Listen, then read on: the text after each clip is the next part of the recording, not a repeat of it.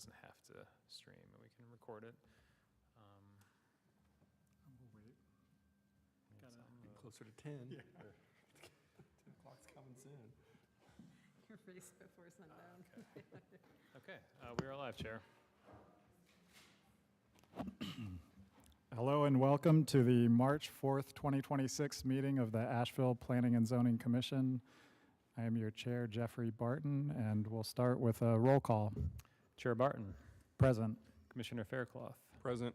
Commissioner Broll, Present. and Commissioner Anzalito. Present. We have a quorum, Chair. We also have our ex officio P&Z member, Councilwoman Maggie Ullman, present. Thank you, Mr. Palmquist. We have no items that are on our agenda that will be voted on except for the minutes, but we did have an item on the published agenda for a quasi-judicial public hearing for a special use permit that is seeking a continuance to the April 1st meeting. So before we vote to continue that, we will start with our land acknowledgement. As we are gathering today as the Planning and Zoning Commission, the body tasked with reviewing and advising on appropriate land use in the city of Asheville, it is fitting to acknowledge the storied history of this land.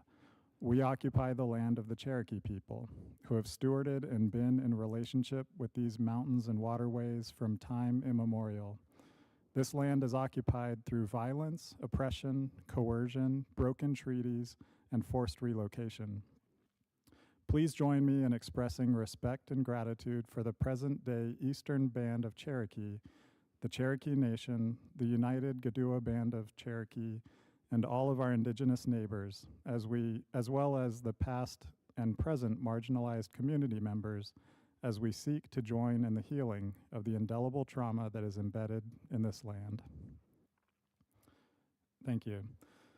So, as I mentioned, item 7 on our agenda is a quasi-judicial public hearing that is seeking a continuance to the April 1st, 2026 Planning and Zoning Commission meeting. Do I have a motion to continue?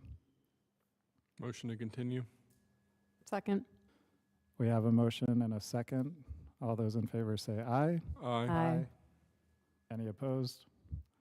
So that item will be continued to April 1st, 2026. Next up on the administrative section of our agenda, we have the approval of minutes from February 4th, 2026. Any comments or corrections on those minutes? Hearing none, I'll take a motion to approve the minutes.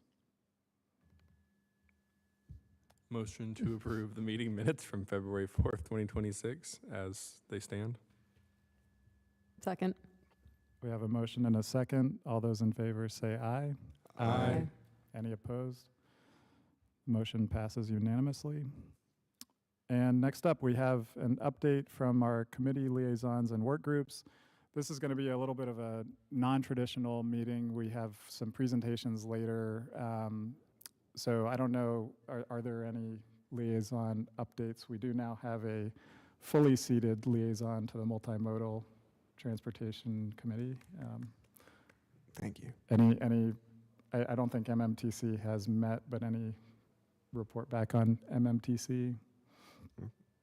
Yeah, I met with Jack this week, and then the chair, and then I believe May might be whenever the first meeting's happening. But yeah, I'll report back whenever we have an official meeting, let you all know how it goes. Great. Thank you. Any other liaison work group updates? Later in the staff presentations, we'll be hearing a little bit about the ongoing work of anti-displacement. So I know Commissioner Zajewski is not here to speak to any interim work of the anti-displacement work group, but we'll be hearing a little bit later from staff. Hearing no other updates in this section, we'll move on to a staff report on recent legislative and administrative actions. Are you taking this, Mr. Palmquist? Yeah, I'll get us kicked off here. So this is kind of a new item that the commissioners expressed interest in having, just kind of reporting back on the happenings at City Council for items that you all reviewed and other maybe things that are going on around the sphere of planning in the city of Asheville. So just looking at city council actions, this is a lot of text, but essentially city council reviewed and approved some recent rezonings and text amendments that the Planning and Zoning Commission had recently reviewed, including 2 rezonings from the January 13th meeting. At the January 13 council meeting that was reviewed, I think, in the December P&Z meeting, the property at 13 Baldwin Street from neighborhood business to RS8, and the property at 137 Broad Street that had the conditional zone on it and went back to the base Community Business 1 district. They also adopted the amendment to, per the Planning and Zoning Commission's recommendation to, and instead of modifying the waiting period for subsequent applications under section 777, you all have recommended just to strike that section entirely for simplicity, and that was what was brought forward and adopted. At the January 27th meeting, City Council adopted the rezoning for 22 Broad Street from RM8 to Community Business 1, and also the amendment to the UDO that would allow non-conforming structures to be converted into accessory dwelling units without seeking a variance from the Board of Adjustment. Great, thank you for that, Mr. Palmquist. Any questions or comments? I think this is really helpful information to kind of get a report back, especially when some projects that have a life cycle where there's a long period of time between Planning and Zoning Commission and Council. Would it be possible also to get a report on projects that go through their final TRC? Because I think that would then close the loop on when something actually might start to be built. There was a really good discussion at the recent PEDE Council Committee around tracking conditional zonings that actually get built or have a path for viability. And so I think us tracking when it comes back to final TRC would be helpful. Yeah, so there's 2 different steps. There's the final TRC when they review their final development plans, maybe, but doesn't get approved always because there's a lot of outstanding comments. So do you want an update then, or when the project receives like final zoning approval and has all the? Yeah, I was thinking final zoning approval because Yeah. the other step usually precedes Exactly. coming Okay. here. Yeah, So, we can certainly do that. You might be amazed at how much time there is between when you all review and then when it gets the final approval. So that'd be cool. We can do that. Great. Any other thoughts? Yeah. I think this is great. It's nice to see that there's actually like fruition to Yeah. some of the stuff we talk about. So it feels good to see it. Thank you, Good. Will. Yeah, absolutely. It's a great idea. And yeah, you all don't work in a vacuum, so it's good to close the loop on some of these things for sure. Our next item, Janice Ashley is going to give a presentation on the downzoning prohibition contained within the Disaster Recovery Act. You're welcome to do it from your seat or at the dais, whatever's easier What would for you you. prefer? Because I finally got some slides up, so, Yeah. but if you'd rather I stand up there, and it might be easier Sure. too. But can I move the Yes, thing there's from there? yep, the arrows will advance the slides. I don't need this stuff. No, you don't. Good afternoon. I'm Janice Ashley, Deputy City Attorney and your Planning and Zoning Legal Liaison. And I'm just going to talk to you about downzoning, which was an amendment to the legislation back in 2024, was adopted in December of 2024. And it was an amendment to 160D 601, which is the section on amending, adopting, and appealing development regulations. Just a quick review, in North Carolina, all development regulations fall under the Chapter 160D. So this is where that's why they changed it there. Now, what this change was mainly saying no local government can initiate a downzoning. As you'll see here, this is the language from the legislation. And it struck out, it used to be that cities were prohibited, were allowed to initiate zoning, and it didn't matter if it was a downzoning or not. So the big change here was it said not only can citizens not initiate amendments, and this is a text amendment or map amendment, that would lead to a downzoning without all property owners that are affected permission. Cities can't do it either. And that's a big change for us, because when you do big zonings, you're impacting possibly whole areas of the city, if not the whole city. So technically, if you did something that created a downzoning, you'd have to have the permission of everybody that owned property in Asheville. And it broadened the definition of what a downzoning was. So typically, you would think of downzoning as a decrease in the development of density. So you pass a zoning amendment, and you're decreasing density. So we think of that in terms usually of number of units. So if you amended your text amendment to go from a multifamily zone to single family, that's downzoning. And that's basically where that would be impacted. So you think in terms of number of units, but also we often pass things like setbacks, open space requirements, and other regulations that might limit what you can do on a lot and the developability of the lot. That would fall under a downzoning as well. So that's why local government started to think this could really be a big impact on our authority to zone. It's also a downzoning if you reduce permitted uses of the land. Now, if there was a question, this is broadly written, so it's like, is it just you can't do a permitted use anymore? So you used to be able to have, I don't know, say you had commercial that allowed multifamily residential. And then you say, no, we're not going to allow multifamily residential and commercial anymore. Yes, that could be. Or, and that's called a substantive change in use. Or is it a numeric change in use? So you used to have this zoning that allowed 10 uses, and then you take out 2 uses. Would that be a downzoning? If you add in 2 new uses, and that you've taken away 2 but add in 2, maybe it's not a downzoning. So that was very confusing. We weren't sure how that was going to impact things. And then the last one that got added was you cannot create any kind of nonconformity in land use by your zoning. Now, nonconformities are sort of a term of art in land use law, which is it's a use that was allowed at one time, but then you change your zoning regulations. Say you change the setback.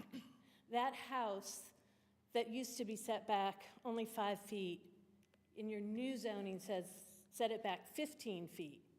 That is now a non-conforming use. It's legally non-conforming. Nothing has to change. Nobody has to move their house or do anything. But if that use was somehow changed, the house was torn down, then that use would no longer be permitted. And you could never expand that use. Most local zoning ordinances do have a provision for nonconforming uses. And they say that you can keep that use as long as you don't expand it. You can reestablish that use. Say the house was torn down, you could usually reestablish it within 12 months. But the reason that this got in here, and this is the whole reason that this bill was passed, is that there was a property owner in Durham who had a nonconforming use, and he was not allowed to reestablish it. And the state law never codified what you do with nonconformities. It was always just done at a local level. And the home builders said, that's not fair. As we go around different places or property owners, there's different rules for different municipalities. So this added in that basically what local government already does, which is allow nonconformities. But then we started to worry about, well, what if we make a change in the law and we create a nonconformity, then we're not allowed to do that, if that makes sense. So then, does anybody have any questions about that? Okay. I do. Okay, go ahead. So, for example, if we were on like a court let's say it's like Broadway or on a kind of a traditional corridor, and we wanted to change the code so that we were trying to increase the number of traditional style form, and we said no more drive-through fast food restaurants that or any sort of like structure that has a drive-through. That would not be permissible under this law, correct? Right, if your existing ordinance said you could have drive-throughs, yeah.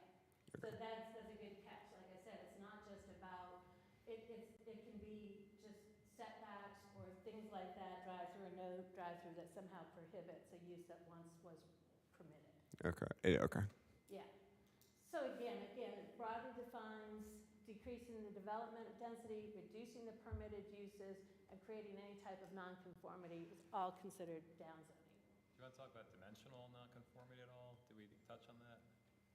Like, you said the setbacks, that's a good example, right? Okay, I think that's Well, important it too. could be, dimensional could be, you would allow a building of a certain size at one time, then you change your zoning so that you couldn't have as large of a building. The nonconformity would still be legal, it would, well, if we did it now, we couldn't do that. It wouldn't be permitted. In the past, when that happened, the building just stays there, nothing happens to it as long as they don't do anything. Does that? Yeah, thanks. Okay. So what the law did was dramatically change what local governments had the authority to do, because this never applied to local governments before. And you can think about why is that so important to local governments? All of our zoning, we're trying to create zoning. It's often, lately, upzoning. But downzoning, sometimes there's a need in the community to downzone things. And so this has really caused a lot of concern. And it is now starting to show the impacts. We weren't sure where it was going to go. I think for Asheville, it hasn't risen to the level of too many issues. But there was an article in the paper. Durham has had a UDO amendment. They've worked on it for 2 years, a comprehensive plan, much like we're getting ready to undertake. And they were going to start implementing some things from that plan. And in February, they called off that meeting and they said, we can't do this. You know, there's a lot that we're doing that's upzoning, but there's other things that could be viewed as a downzoning. And then we've already got lawsuits in the pipeline. Southern Pines, Apex, same thing. They all just feel like, we don't even want to adopt any new plans. We're not, why should we even do that?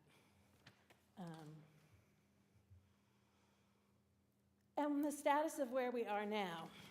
There was an amendment, or proposed amendment to this bill that was passed unanimously by the Senate in May of 2025. And it would have brought back the government's authority to downzone. And the give and take was, and I didn't put this in here, but then it added in a whole new section of the code that did codify what you could do with nonconformities, and that they would have a right to stay, they would have a right to be reestablished.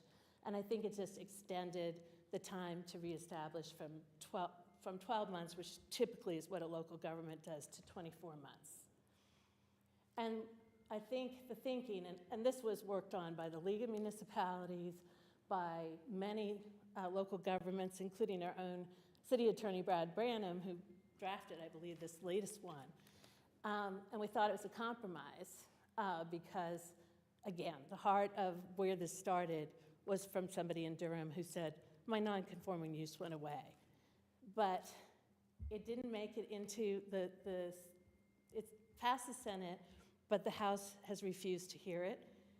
It may come back, but the House is still refusing to hear it. And the League doesn't think it's going to go anywhere. So I guess if we were to see what we've done, we have passed several things in zoning amendments, and each one was analyzed to see, were we running afoul of this downzoning, and we haven't had it yet. But the big area of concern that we think is going to come up for here and many other places is floodplain map amendments. We have to amend them. If we don't amend them, we won't be able to get insurance, flood insurance. It's required by the federal government. But assuredly, when you pass a new flood map, you're going to probably prohibit uses, permitted uses, or even create nonconformities. And so if this law stands as it is, that's going to be a big obstacle for us. Any other questions? So in that case, if you were to take, say an expanding flood zone where additional, say this body decided to add additional prohibitions of uses, the only way to do that would be to get the consent of all of the property owners in that area prior. Is that correct? That's right. Okay.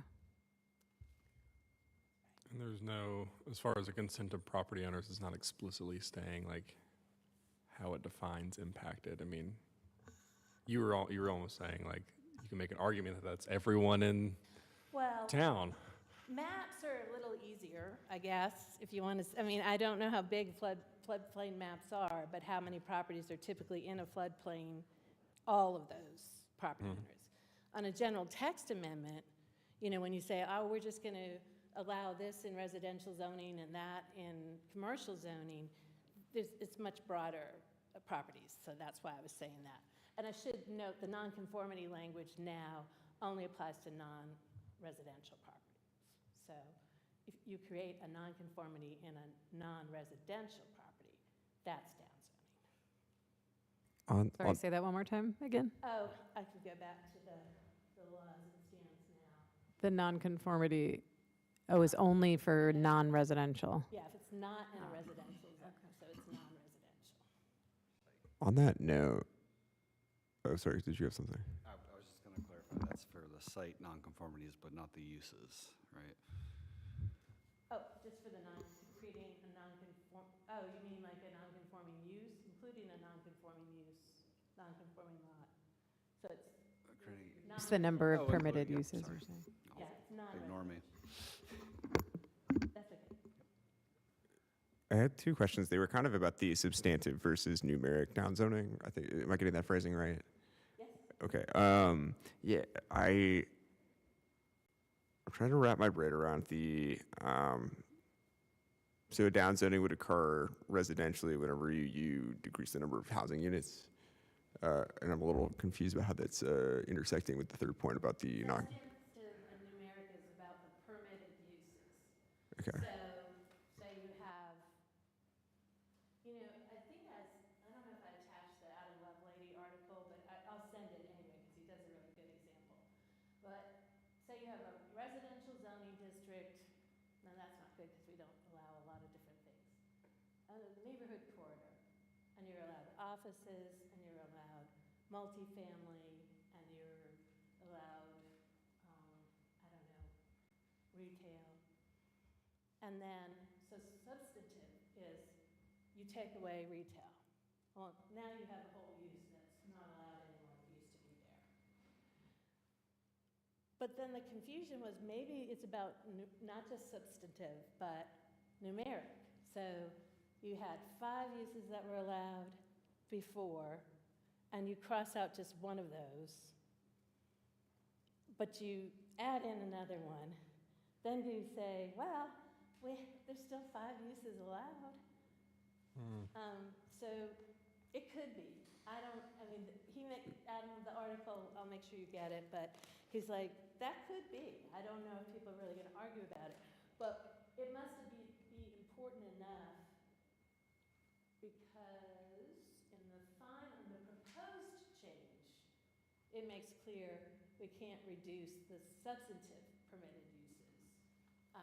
Cities can, but a neighbor that, if a neighbor initiated it, then it's a substantive permitted use. That would be a downside. Okay. And then the law is so new that there isn't a lot of legal precedent to see how courts are handling this already. No, I have not seen any court cases yet.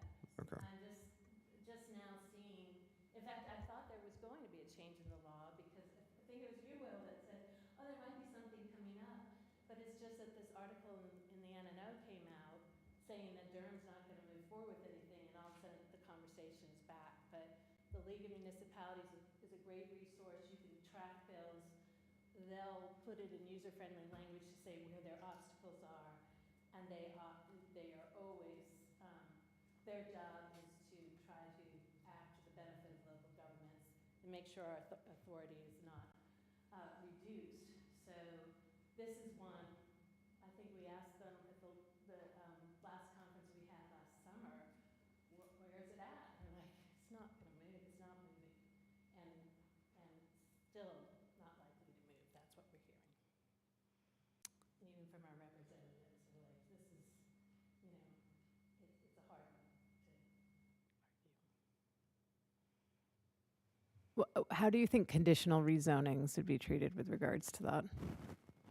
At first, people thought that this would apply to special use permits and conditional zonings. yeah. But we've taken the position at the city that, no, that's an individual asking permission to do something on their own property. So it's not the same as forcing somebody, you know, a broad zoning that affects everybody.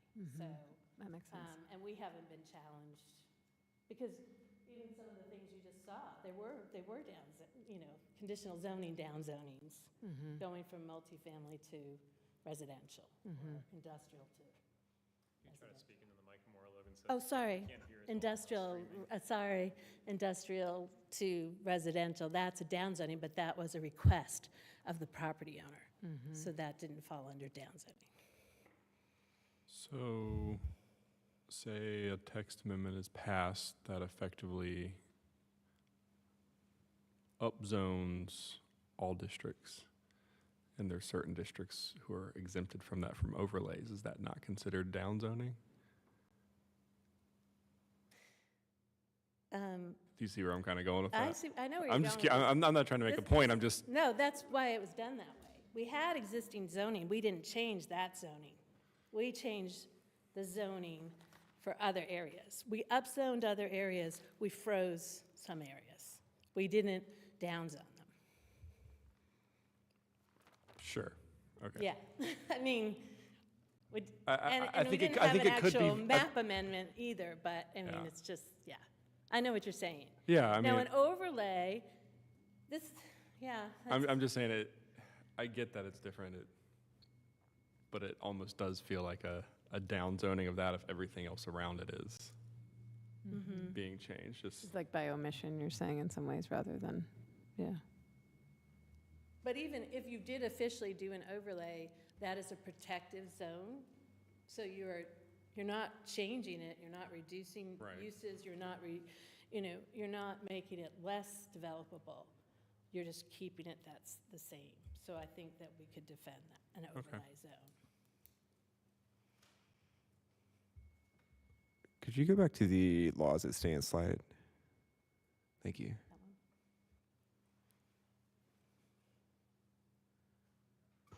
That one? Oh, sorry. Could you go back to the slide that has like the text of the law currently?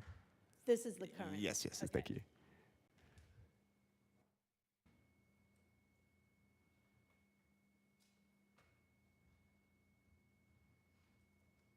And everyone knows, so the strike-through is what was taken out, had been there before. The underline was what is added in new language.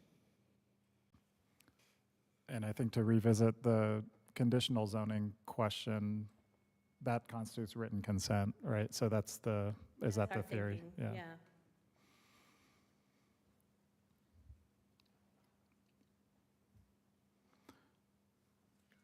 But like if you had an overlay district that had like historic preservation requirements or something like that, wouldn't that create nonconformities? Or like if the overlay had requirements in it, Yeah. it, Yeah, I guess I was thinking one of more, as we'll talk about, either displacement, which I think is sort of a neighborhood preservation one.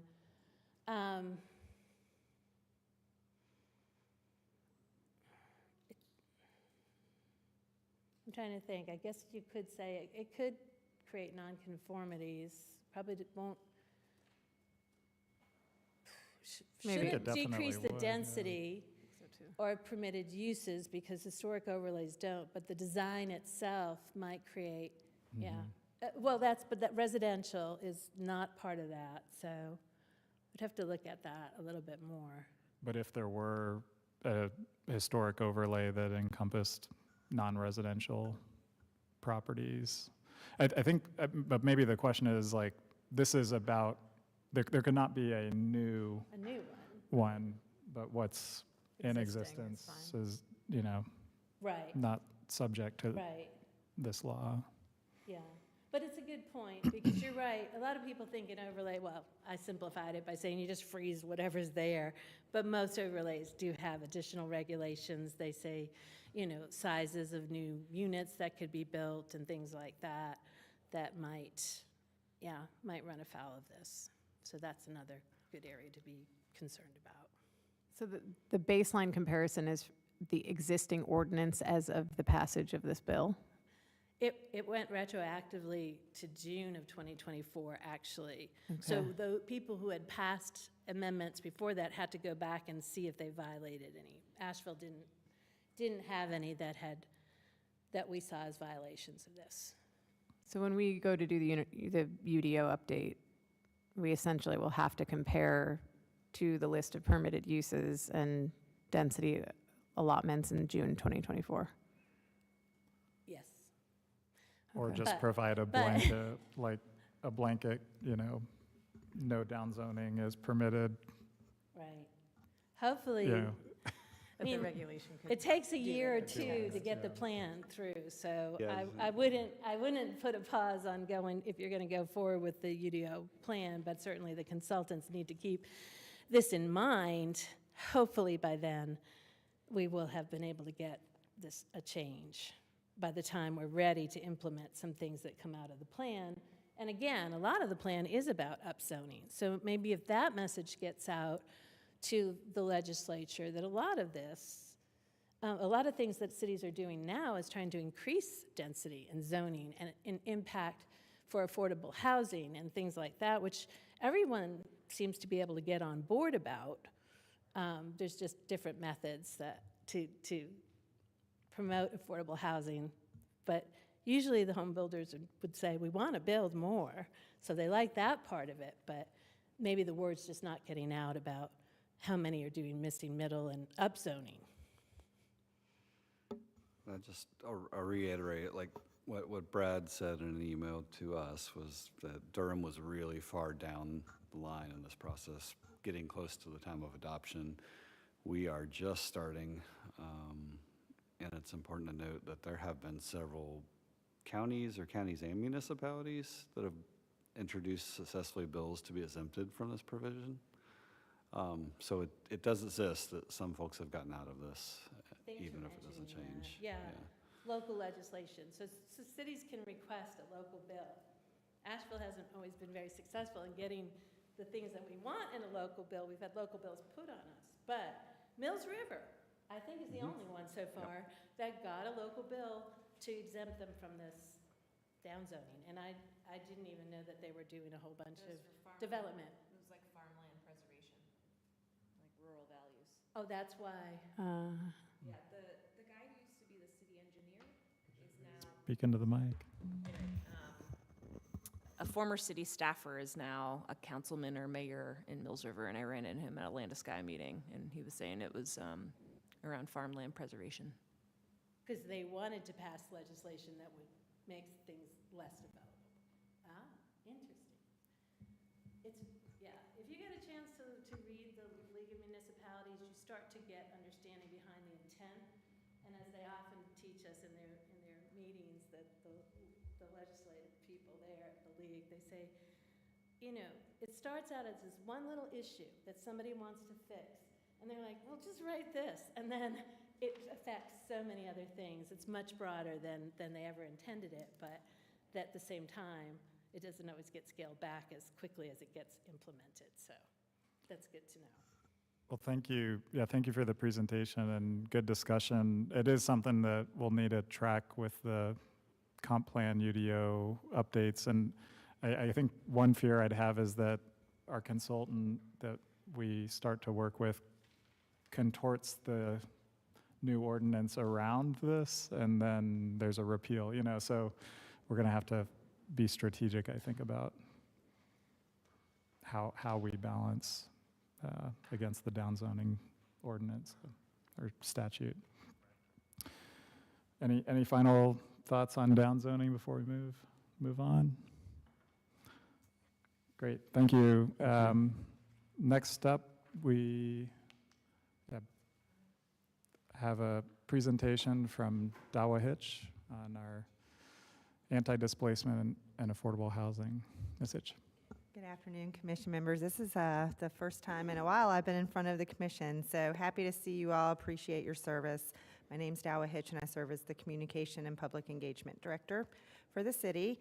This is a very, very brief presentation just to give some insight into some work that is some work that's moving along with a lot of connective tissue between it. So wanted to share that with you all for your awareness.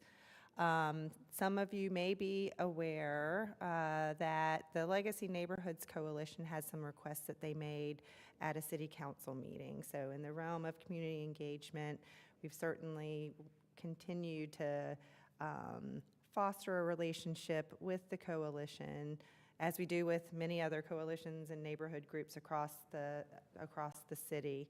And wanted to share with you today just a brief few bullets on what was incorporated into that request. So there were a lot more words that were shared at that council meeting, but here are the concepts that were shared. And that was a desire for some type of displacement impact review tool. That was an ask that the coalition made. They asked or indicated that they would appreciate enhanced development notifications, would love to see the LNC as a required engagement partner. There's an interest in preservation districts and maybe any zoning tools that are associated with that. An interest in community development block grant. That's the steady state program, not the DR that you all may have been hearing a lot about here recently, but community development block grant and capital investment prioritization. And then the last one was public art and history as capital projects policy around that. So the idea is these are some ideas that are associated with any development that might occur around a legacy neighborhood and some asks or considerations that the coalition has made. So I want to just share here publicly that there have been early conversations that I've been involved with and some others in leadership in the city around displacement and affordable housing. So really acknowledging that those two things can have some interrelatedness to them. And so some of the groups we've had some early conversations with are, of course, the Legacy Neighborhoods Coalition, GAP AVL, Asheville for All, and Mountain True. So I've just got one more slide past this slide, but did want to say, if there are other groups that you're aware of that you think would be important voices in this conversation as we develop a project over the next year, happy to take those. We just want to be as inclusive as we possibly can be as we work through this project. So here are the next steps. There's a cross-departmental team that's convening and responding to the requests made by the coalition. While this is important, this is back to these things are happening together. Also identifying actions that address Asheville's affordable housing challenges. So what it's going to look like in the next 12 months is that there will be coordinated actions taken in both areas, and that's within the next 12 months and beyond. So while the project, I can't stand in front of you today and say exactly what that project's going to entail. We're in the very early stages of bringing everybody together. I can say that there will be something that happens in 12 months in both of those areas. And we will get to that point through some focused engagement with a diverse group of stakeholders, to include developers. So just wanted to, I gave you a list of some of the folks we've talked to already, then also want to make sure we're getting input from developers in how we might address some of these concerns and requests that were laid out by the coalition. You'll see some of those are pretty, they're things from, I would say, at least my department's perspective, that we could do rather quickly. I'll just give this one example because this is a thing I can say for sure. And that is the coalition as a required engagement partner. We do communication and engagement plans for all of our major projects, and part of that process is identifying who's going to be most impacted, who's going to be adjacent to the project, and we intentionally do our best to reach out and engage with the people that have been identified there. So, you know, work with the Coalition of Asheville Neighborhoods sometimes. So this would just be, this one's got a place. I can say, yes, we can make sure that that is clear in all of our communication and engagement plans, that that is the intention. The others are going to require some collaboration, and you know, some may end up nested underneath if for any kind of response or action that we can take. But the important thing that I want to walk away from here today with an understanding of is that the affordable housing actions that we can take, and then concerns that have been identified by the Legacy Neighborhood Coalition, we're looking at those two things together and not in a vacuum. So I think that helps with the next presentation that's coming up. If you have any thoughts about groups to reach out to, please feel free to share, and we can add those to the list as the project evolves. What's Great. the Go ahead. Yeah. what is the best method to share? Well, you could always, if you have any thoughts now, you can just share them, and then we'll catch them in the minutes, and I'll pull that from there. But if you want to noodle on it a bit, you're welcome to send that. You can send those directly to me. I can leave one of my cards, but it's D as in dog, Hitch, HITCH at ashevillennc.gov. Thank you. This is really helpful and kind of helps supplement an earlier presentation at the HCD committee around anti-displacement and the work that the city's undertaking to address as we kind of look at, you know, development regulation, looking at those two things in tandem. One piece of the HCD conversation that I thought was interesting, it may be more of a question for planning staff, is around legacy neighborhood boundaries. And, you know, when we're talking about preservation districts, there was a robust conversation on area of influence that may not be the strict boundaries of the neighborhood as defined in neighborhood plans. At what point do we see that reaching shared agreement or, you know, shared tool? Because it seems like the delineation of areas for preservation is important, that everybody understand where the boundaries are. I'm happy to speak a little bit about this, just because the neighborhood services staff is a division, or in our community engagement division under our department. And so there's no firm answer right now, but it is definitely something that needs to be explored, and something that we run into often. You know, sometimes neighborhoods define their boundaries one way, and then if we're talking about a regulatory tool, if we are somewhere down the road, we recognize that there's going to have to be some more clarity around what those boundaries are. But that will be a piece that I think should include folks that are in those areas, as well as staff. And again, why this collaborative approach is so important. So we're not looking at any of this from just one perspective, whether it be the neighborhood, the staff, developer, other organizations that are doing work around either affordable housing or anti-displacement. Yeah, thank you. Yeah. And I think it was interesting. I think it was a council meeting with the conversion of non-conforming structures to ADU. There was a point made that Appendix 7F is a really inelegant land use regulation right now, and it could actually drive incentivizing subdivision of parcels, because we're using parcel numbers instead of an area boundary. And so it could have a really counterintuitive effect of subdivide a parcel and they're no longer on the 7F list for exclusion. So that's something that I think is a really important that we all grapple with, is those unintended consequences of trying to preserve. Thanks for your work on this. To what degree there's the Affordable Housing Advisory Committee, right? So to what degree have you engaged or talked to them? We are in the early Sure. stages of this. So yes, there've been conversations happening in other, in other committees, whether those even be council or other commissions, and the effort here is to really bring all of those in a way through this project to bring those conversations together. So that's not to say that they won't continue in the spaces that they're happening, but there'll be more intention behind how we can cross-share information between the different topic areas or challenges that we're looking at within the context of this project. And I'll add to that.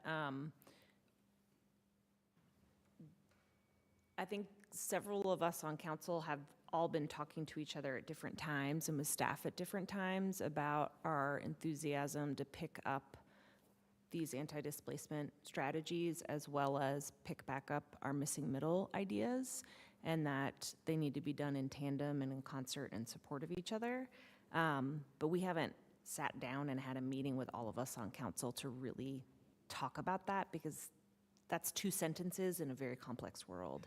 And so my understanding is that the city manager's office is preparing an upcoming work session, or perhaps a specific discussion in council's Policy, Finance, and Infrastructure Committee, which has all council members, for us to pick this back up so that council can come to what our alignment is and really discuss what this looks like. And then it would make sense to be like, okay, and the Affordable Housing Committee might take this part, or Council's Committee of HCD or Planning, Economic, and Development will take these. So I think that we need to get into a council alignment place, which we just haven't had the space to work through that. But my understanding is that's forthcoming pretty quickly, like in the next 1 to 2 months.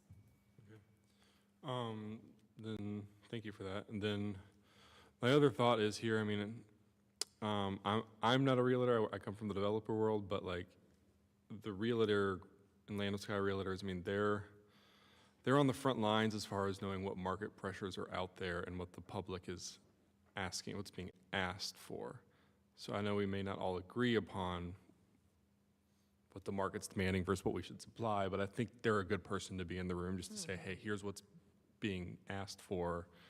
I think they're just the closest to the front lines of what's actually happening out there. So I think their input's helpful, whether it's what we want to hear or not hear. Well, yeah, and it's all helpful, right? Because we're all impacted by it, and that's really, I think, a core belief of this project team as it's developing. And again, there's different projects that are happening, but it's really, let's talk about how they work with each other. So I don't want to create the expectation that my department's getting ready to take over all these projects. That is not the case Sure. at all. It is just, how can we sequence? How can we take in all of these different perspectives and sequence things in a way where it's complementary instead of more challenging? Sure. Thank you. Yeah, you're welcome. Okay. All right. I have 2 questions of clarification. And thank you for doing this, by the way. The first question was about the enhanced development notifications. I was kind of curious if you could just expand on what exactly that means. Yeah, we're just not there yet. And I would hate to say something that isn't something that we can realize. It is, we're in an exploratory stage. If I were to say what was the intention behind the ask, my understanding of that through some conversations is we've currently got some tools. Are there things that we can do to improve how people connect with the tools we have? Are there any tweaks we can do with the tools that make it easier for folks to understand when development is happening in and around them? It's that kind of thing. And there's lots of different ways that easier access to that information could be realized. So it might not be technology-based. It may be working through some of the neighborhood, the established neighborhood communication networks that already exist. So again, there's more exploring that needs to go there. I want to be real. I don't want to overpromise anything. But I think that's it. Just how can we as a neighborhood know better about when development is happening? That makes sense. I think my next question might fall into that same sort of, this might be a later answer for me, but I'm going to ask anyway, is In terms of who else is a required engagement partner? Okay, so that's back to the communication and engagement plans that I mentioned earlier. So that's just kind of for our projects. It's a service that our department provides. They're done collaboratively with departments, and as we walk through that, we walk through an exercise of who do we anticipate being impacted, who's adjacent to, who cares a lot about this. I mean, it's a big old list of things we ask, because all we really want in the end is to push information out through channels that are most meaningful to people in different, who have different preferences or resources or all of those things. So there's lots of folks, depending on what the project is, and it's not like it's a menu that's static. We're always welcome, we always welcome any input we can get. So I don't know if that answers your question or not, but there's not a definitive answer to it. I guess it's project by project. That's it. Thank you. Yeah, you're welcome. Okay. Thank Good. you. All right, appreciate y'all. Thank you.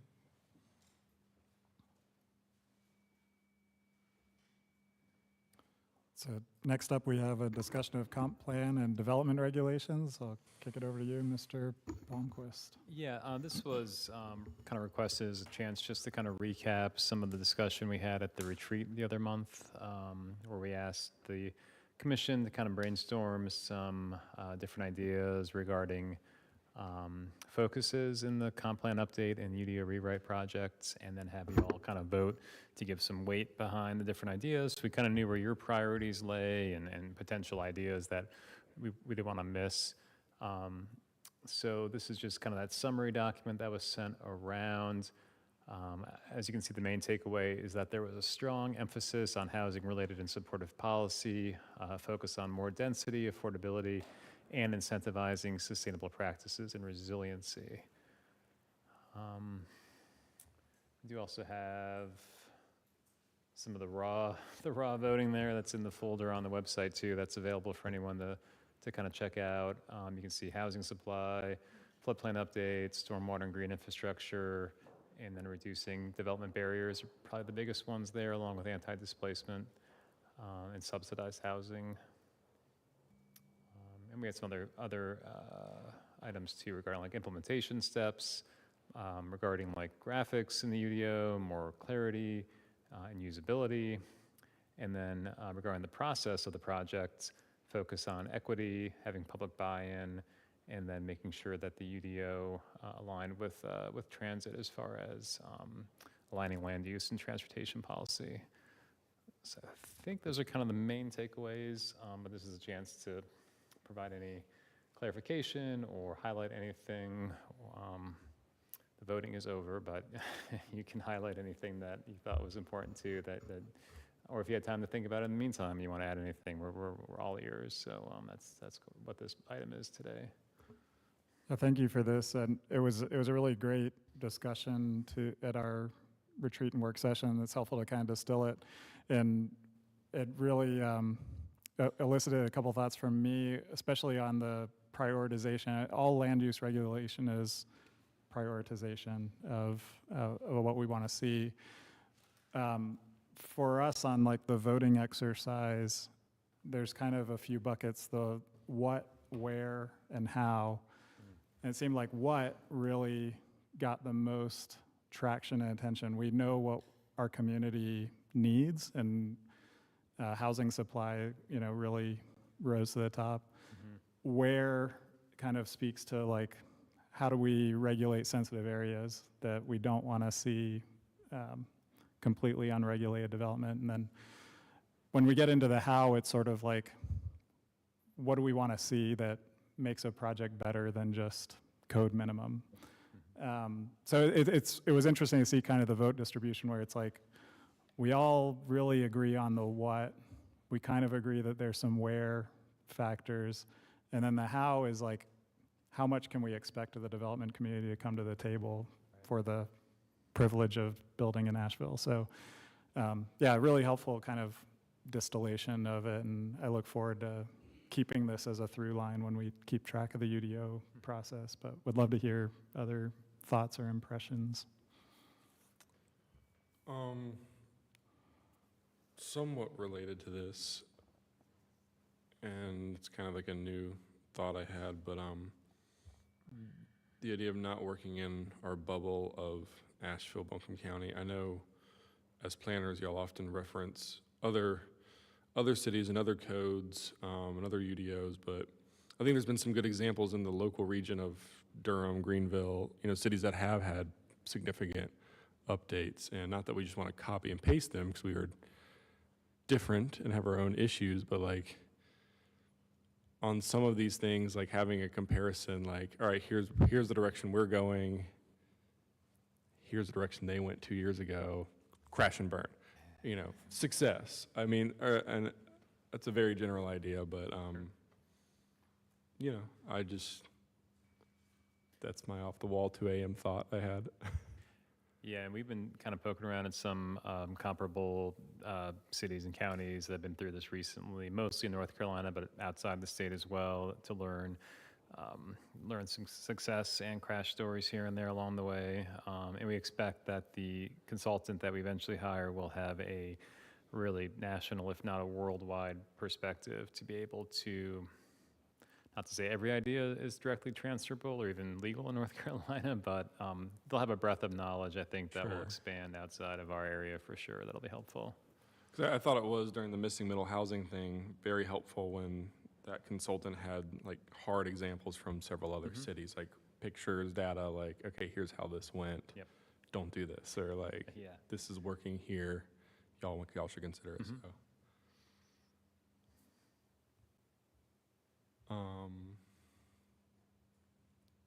I don't have any other comments at this exact moment. This won't be the last time that we ask you all to give us your brilliant ideas either. I'm sure we'll have a lot more engagement along the way with this project. So, One question I had was whether, maybe we're not quite at this point yet, but whether there's like city staff outside of planning that have been appointed to sort of like help in this process, like economic development or transportation or stormwater, those folks that, Yep. It seems like even just in terms of reviewing the proposals we get back, they should be involved at that point. yes, so we do have an interdepartmental RFP response review team slated out. So hitting some of those departments you mentioned. So we have mainly folks that interact more with the development and comp plan related elements. We've consulted them a little bit with like the scope of work creation, and we plan to continue to consult with them at varying levels. We have this whole breakdown in our project management about how we're going to engage. Is it just a consultation? Is it like an involvement steps? We have done that work at the outset to identify which departments and even staff members are going to be involved and to what level. So we kind of have that roadmap already, and we'll rely on that as we work through the project to make sure that we're keeping our partners at the appropriate level of engagement and involvement. Can you name some of the departments? Like, I know I was in a meeting with Public Works to say, what were your thoughts on the RFP, but other is it every department has a liaison? Not, Economic development? every department, I think, is going to be consulted or informed at some level. I think the major players that we'll work more closely with and be more involved with, like the RFP work and review work, is going to be transportation, economic development, development services, I think Public Works, and then I think, Which includes stormwater. right. Public Works and stormwater. and not legal, not explicitly, but as like a general security. Who needs blanket. legal? Always involved. Yeah, so, Here come the lawsuits. that's right. So, yeah, those are kind of the main folks there, yeah, so, Thanks. yeah. It kind of it's on a similar track but different framework.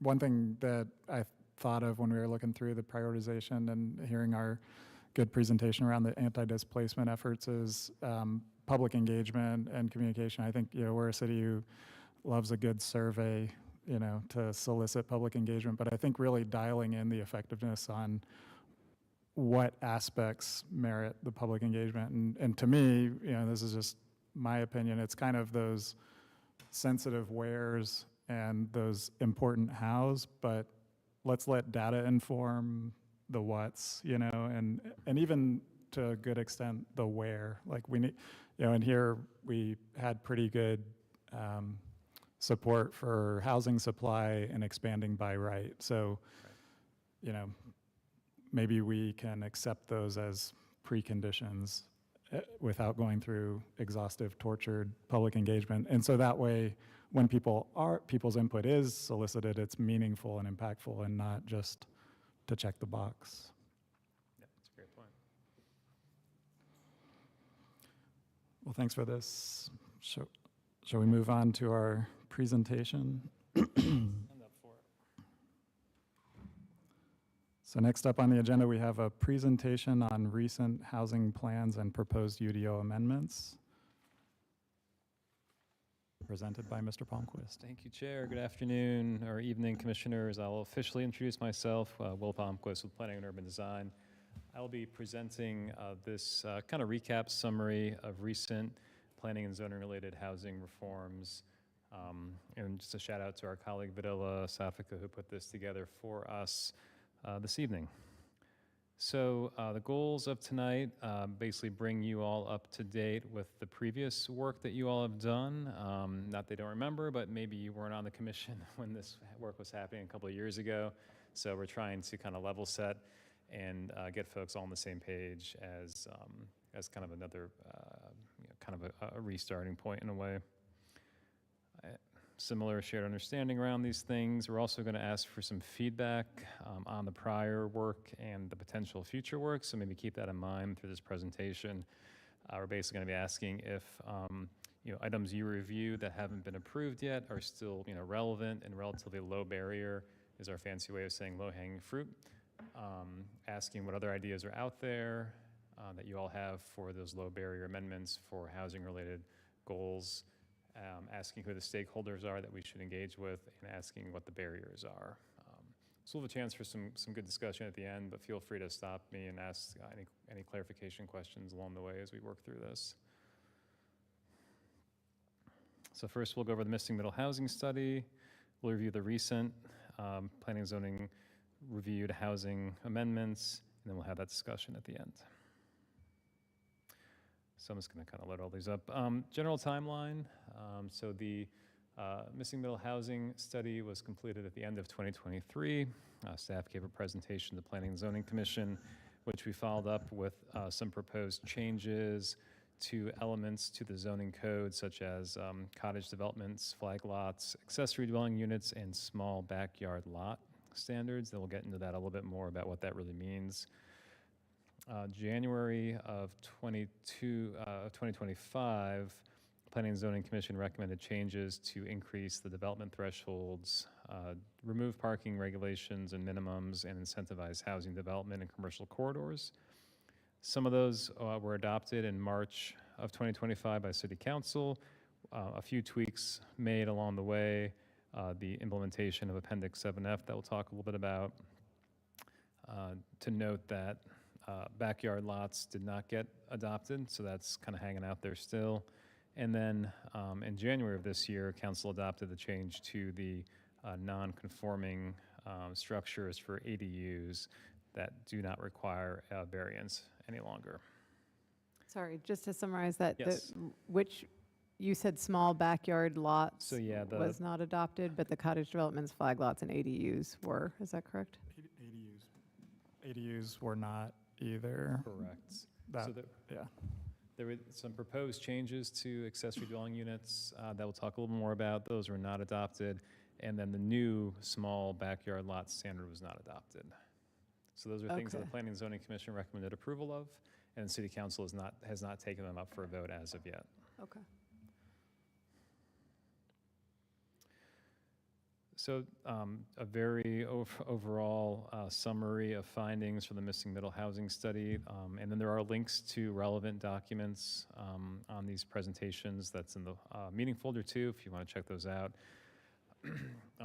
The main takeaway with missing middle housing study is that the zoning in Asheville encourages single family housing significantly more than missing middle housing does.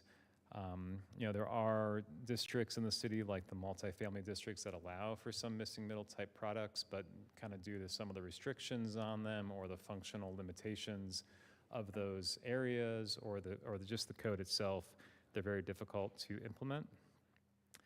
through a more database approach and analysis, it found that just simply adding more single-family homes will not really address the housing shortage or increase attainability of housing. So there were 4 main recommendations made from that study. Engage in the community to develop a missing middle housing implementation plan, allow missing middle housing more broadly, focusing on the most appropriate areas for them, considering the concurrent establishment of anti-displacement strategies, and aligning other standards and requirements to permit missing middle housing by right. And then just to summarize, which I should have done at the beginning, missing middle housing really refers to things that are not single family and things that are not 20-unit apartment buildings. So it's things like duplexes, triplexes, quads, courtyard developments, that kind of townhouse style attached product that we used to see a lot more, maybe like in streetcar era suburbs of the 1920s, and became less produced with suburbanization, and we don't see a lot of it today. We kind of see the single family and we see the large scale multifamily. We don't see the missing middle. And then, so this refers, I think, mainly to some of the strategies for like small backyard lot implementation, and it's a kind of an observation that maybe speaks to the validity of that approach, in that there are approximately, or were 2 years ago, 2,400 vacant lots in the city of Asheville, compared to 30,000 lots that had some kind of building or structure on them, meaning that there's opportunity. The most opportunity geographically is going to be on lots that are already developed.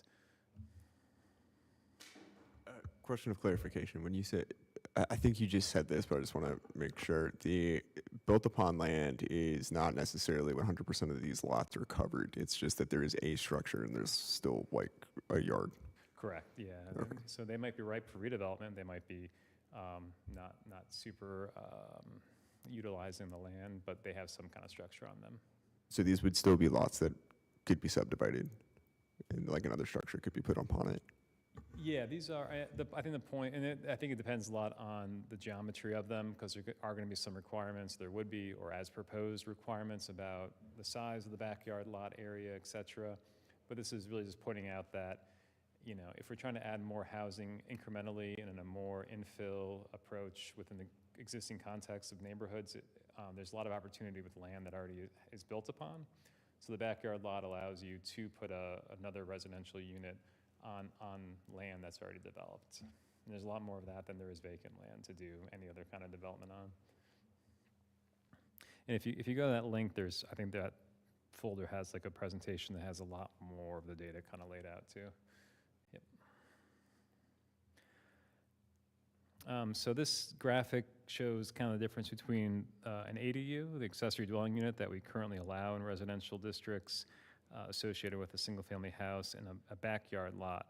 So the main takeaway between the difference of the two, as you can see, is that an ADU is within the same lot as that single-family house, whereas a backyard lot is an entirely separate fee simple parcel. So you can subdivide it, put a house there, share that driveway, and it's a whole different property. So one of the other recommendations, in addition to expanding that backyard housing opportunity, is to also establish some consistency between the different housing options, such as a proposed maximum square footage of 1,000 square feet, max height of 24 feet, and setbacks of 6 feet. This chart kind of breaks down the main differences as proposed by staff at the time, having that minimum lot area for small backyard lots being 40 feet by 40 feet. Staff proposed, we'll talk about this in a minute, that the parent house would have to have been occupied by the resident for 5 years as a prerequisite for making this backyard lot. Let's see. Those are kind of the main differences. This should, I think it's on a future slide, but I just want to make sure I don't miss saying it. One of the big advantages of the backyard lot, since it is a separate property, is that a homeowner could subdivide the lot and then sell it to a home builder. What we've learned, I think across the entire country with ADUs, is that it can be very difficult for a homeowner to access the capital needed to build an ADU. They can be more expensive than many folks realize, even if there's an existing structure. So the onus is on the homeowner to either get equity out of their house to get a loan or some other way to be able to build that ADU. Whereas if they were able to subdivide their backyard and sell it to another entity as a separate property, it's much easier to get financing for that type of product. So at that May 1st meeting, the Planning and Zoning Commission recommended approval of the amendments to the backyard lots. There was proposals to change the maximum lot area with a possible minimum dimension. Change the applicability to have the requirement be located behind any residential structure. I think there was some details about the placement of the other structure that was maybe seen as a little too restrictive. Track the implementation to understand the effectiveness and the number of units created. Eliminate the requirement that there be an existing resident for 5 years on the parent parcel. Allow for that as a minor subdivision. Increase the maximum gross floor area of the structure to 1,200 square feet. Verify the compatibility with MSD sewer easement requirements. Review the corner lot provisions. I think that we're getting us a little bit twisted up because they get a little bit complicated as it would relate to some of these geometric requirements. And then continue an ongoing community engagement for a holistic anti-displacement strategy. So those were recommended for approval by P&Z, did not get picked up by council yet. They're still technically recommended for approval. If we do take them back up, we can talk about whether it makes sense to bring it back before you all again. It might be worth kind of refreshing them a little bit. But that's the current status of the backyard lot creation. And Do you have any context on why, any discussion at council, or was it just not taken up there? it was not scheduled for hearing. I don't have a lot of insight at the moment. I think a lot of it goes with that kind of, we were talking earlier about that kind of two-way approach with the anti-displacement work and working with neighborhoods and then implementing these changes. I think maybe that one got a little bit ahead of that anti-displacement conversation and it kind of had to, it's kind of been waiting, I think, for that kind of work to happen first. Understood. All right, so kind of changing gears, the kind of next round of proposed zoning amendments that that you all had helped develop and that staff took and kind of tweaked and ran through our, gears and whatnot, were relating to three distinct elements of the UDO that were seen as barriers to specifically housing development. One related to the level of review for threshold of projects, the thresholds for project review, things that require conditional zonings, and then things that can just be by right development. Another one was minimum parking requirements, and the final one was the limitation of square footage of new buildings for residential uses in commercial districts. So I'll go back. I think so. Yeah, at the January 22nd, 2025 meeting, Planning and Zoning Commission recommended approval. At the March 11, 2025 meeting, City Council adopted those changes with some tweaks that we'll talk about. I'm sorry, I couldn't Yeah. hear you out. Could you repeat what that third point was for the zoning district The specific? final thing, yeah, that means that we basically increase the allowance for residential building area in some commercial districts.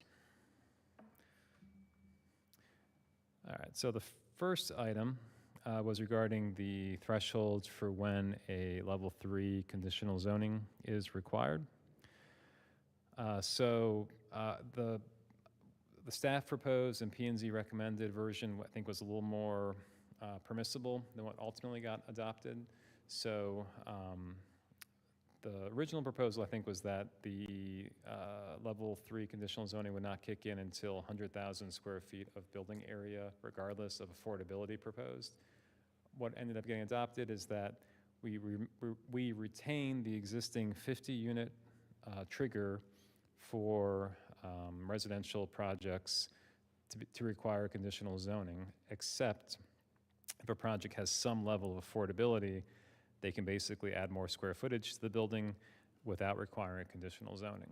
So in the biggest scenario, I guess, if a project is proposing 15% of the units at 80% AMI or 8% of the units at 60% AMI, area median income, they can have a building of 200,000 square feet before they have to get a conditional zoning for it.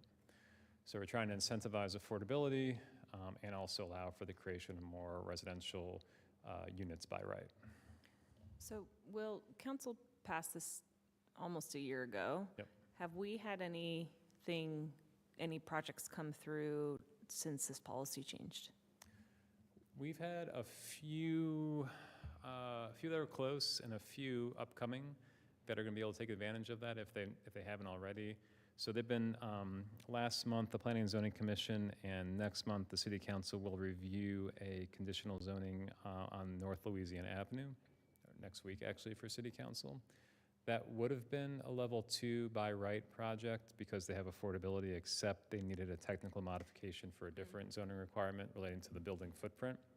So that's kind of a good example where we tweaked the thresholds, but we weren't really in a position to go and, just either remove restrictions or really spend a lot of time looking at those kinds of restrictions that already were existing in zoning districts. So it's a good point that there are other requirements in the zoning that make it difficult maybe for some larger scale projects to happen.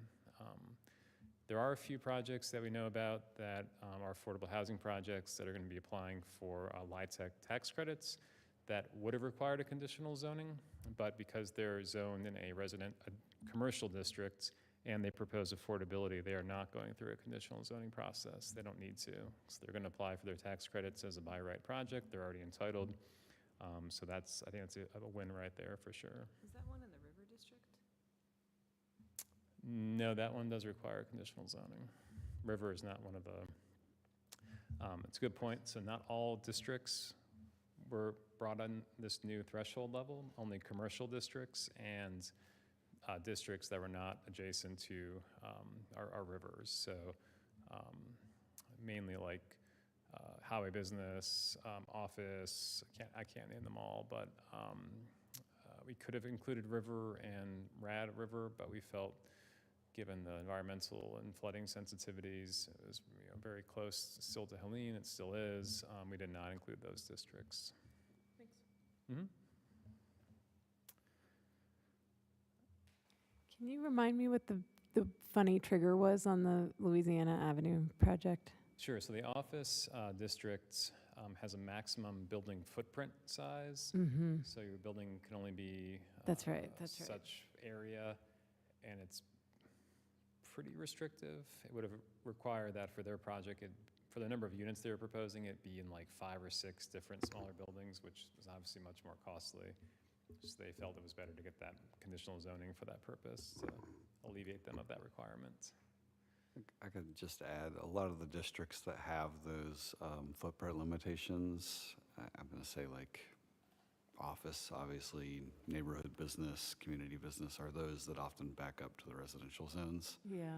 So they've always acted or intended to act as like kind of a dimensional step down into districts. So that's kind of the mechanism of why some of those districts are there. Our broader districts like HB and RB have much higher, almost you don't need them, footprint restrictions. So That's helpful.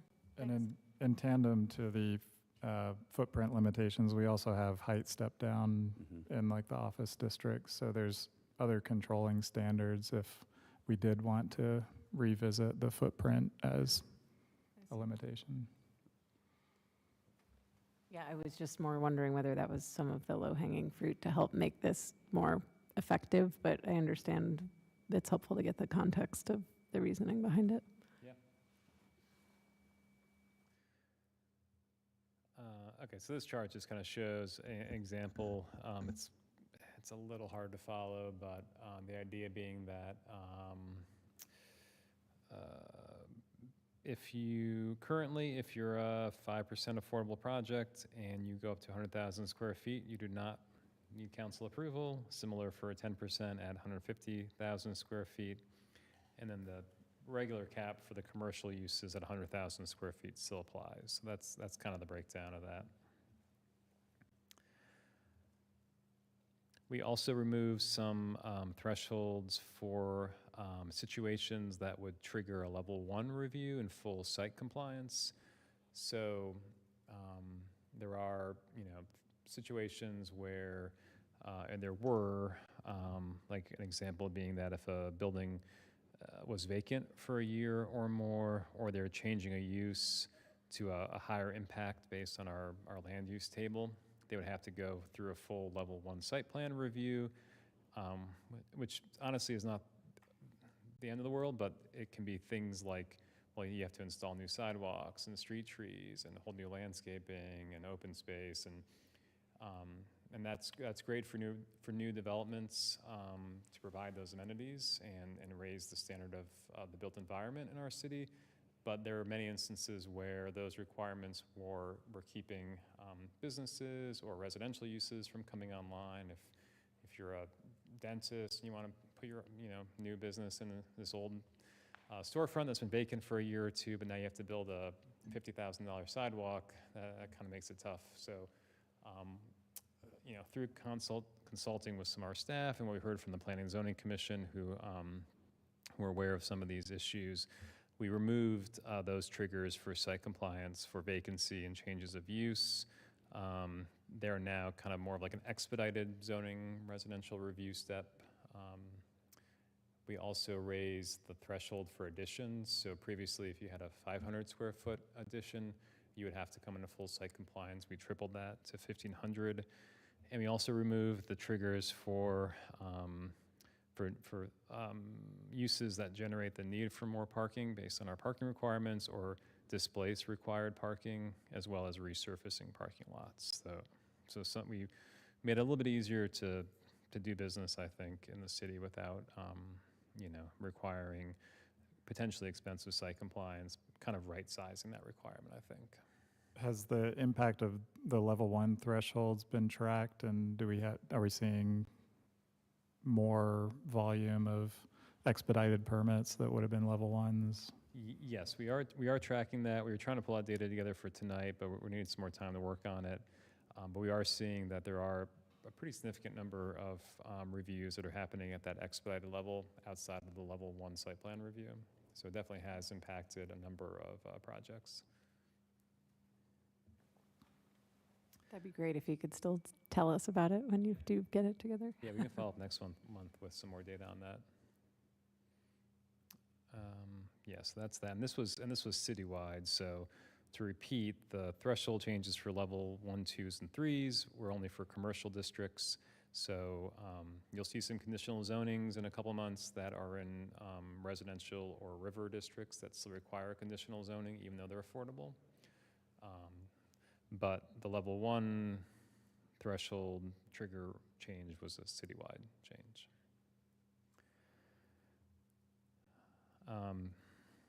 The other change, so the first thing is that in commercial districts, it was proposed and it was adopted to basically remove minimum parking requirements for residential uses and a lot of commercial uses. So kind of the same districts, not exactly as the threshold change, commercial districts only, where there's no minimum parking requirement now. And there's still a maximum. We are tracking that information as well. I think what we're finding so far is that there's, I think, less parking being provided than would be required, but it's maybe not significant.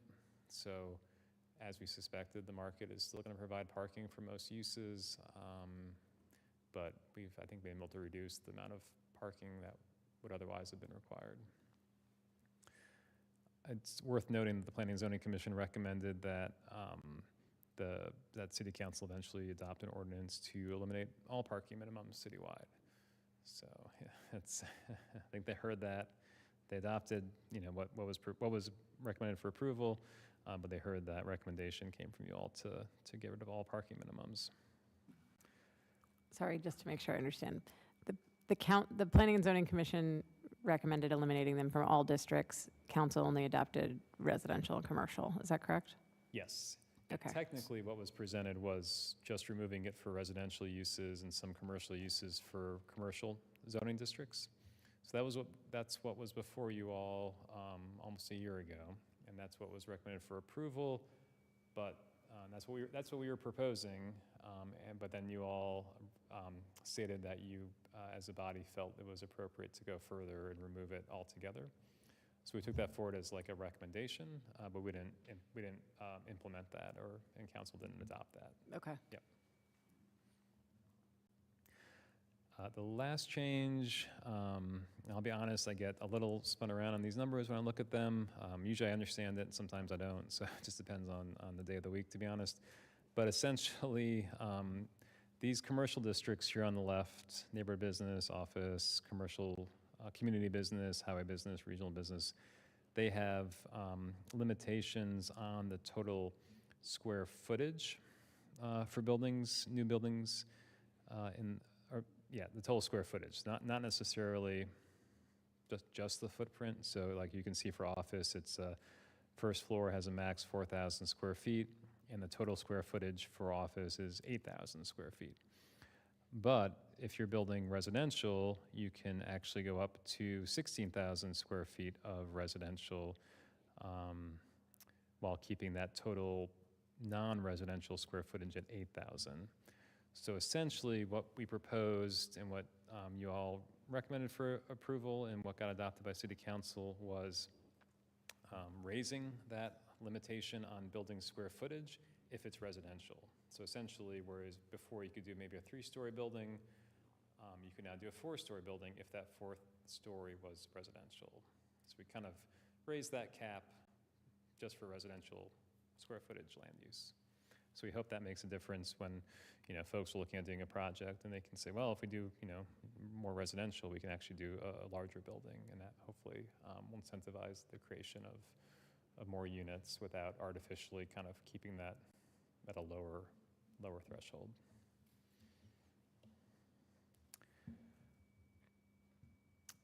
Along with that, there were also the proposed changes to flag lots. So it reduced the dimensions for the flagpole area. It increased the structure size limitation and reduced the required setbacks. For cottage development, it reduced the number of minimum units to 2. So you could have a cottage development with just 2 cottages. So those were approved by City Council as well. Along with that came Appendix 7F. So as a reminder, 7F was basically created by combining 2 different geographies. One is the identified legacy neighborhood boundaries shown on the left. And the second is from the Missing Middle Housing Study. It's a map based on an analysis of areas most vulnerable to change. It's based on property values and incomes of households and that sort of thing. So kind of overlaying those 2 got this geography, and that became Appendix 7F. Let's see, I don't want to slide on that. Essentially what that said was for those flag lot standards and cottage development standards, if the property is listed on that list of pins associated with properties in those areas, they are subject to the old rules of flag lots and cottage development. If you're outside of those 7F properties, you abide by the new cottage development and flag lot standards. Any questions on that? And then the final change, most recent change, I should say, recommended by you all for adoption and adopted by City Council on January 27th, is that for accessory dwelling units that have a nonconformity, such as they're not compliant with like required setbacks, they do not require a variance by Board of Adjustment. They can be a by right conversion to an ADU. And we've already had a couple thought I had it on me. I did get some data on a business card before this meeting. We had a couple sites, 115 Bealey and 407 Lakeshore, that would have required a variance as they were looking to do an ADU in an existing structure that was non-conforming, but they no longer do. So we've already got a couple that are Just freed in up. the last, like, 6 weeks. Yeah, about last maybe a couple months, and then probably a lot more that will benefit from this too. So that'll free up agenda space on the Board of Adjustment and cut down on administrative cost of homeowners to go through that process, hire an attorney, et cetera. So we're already seeing some good progress on that. That's great. So that's it for the presentation. Any questions on the content before we get into the discussion elements? No, just, yeah, thank you for that summary. It's, since there've been so many sort of fits and starts, it's good to have it all in one place as a reference point, so I really appreciate that. Yeah, you're welcome. For those of us that are new, it's extremely helpful, so thank you. Good, yeah. If you want to do some homework, those links to the materials are really helpful. I've been boning up on it myself with those materials that are available. So if you want to get into what was into the nitty-gritty of it, that's a good kind of summary of all the progress too. Yeah, thank you so much, Mr. Palmquist, and everyone else on staff for putting that together. It's super helpful and inspiring. Sometimes it feels like nothing is moving forward. It is nice to actually see, it's like, okay, stuff has happened. Yeah. It's Yeah. just Yeah. slow, but it's happening. That's right. Hopefully we can pour some gasoline on this fire and keep it burning. Heck yeah. One clarification question that might be kind of a segue into discussion also. So can you remind me the thresholds in CBD Yep. preceding all of the changes in thresholds to the other districts?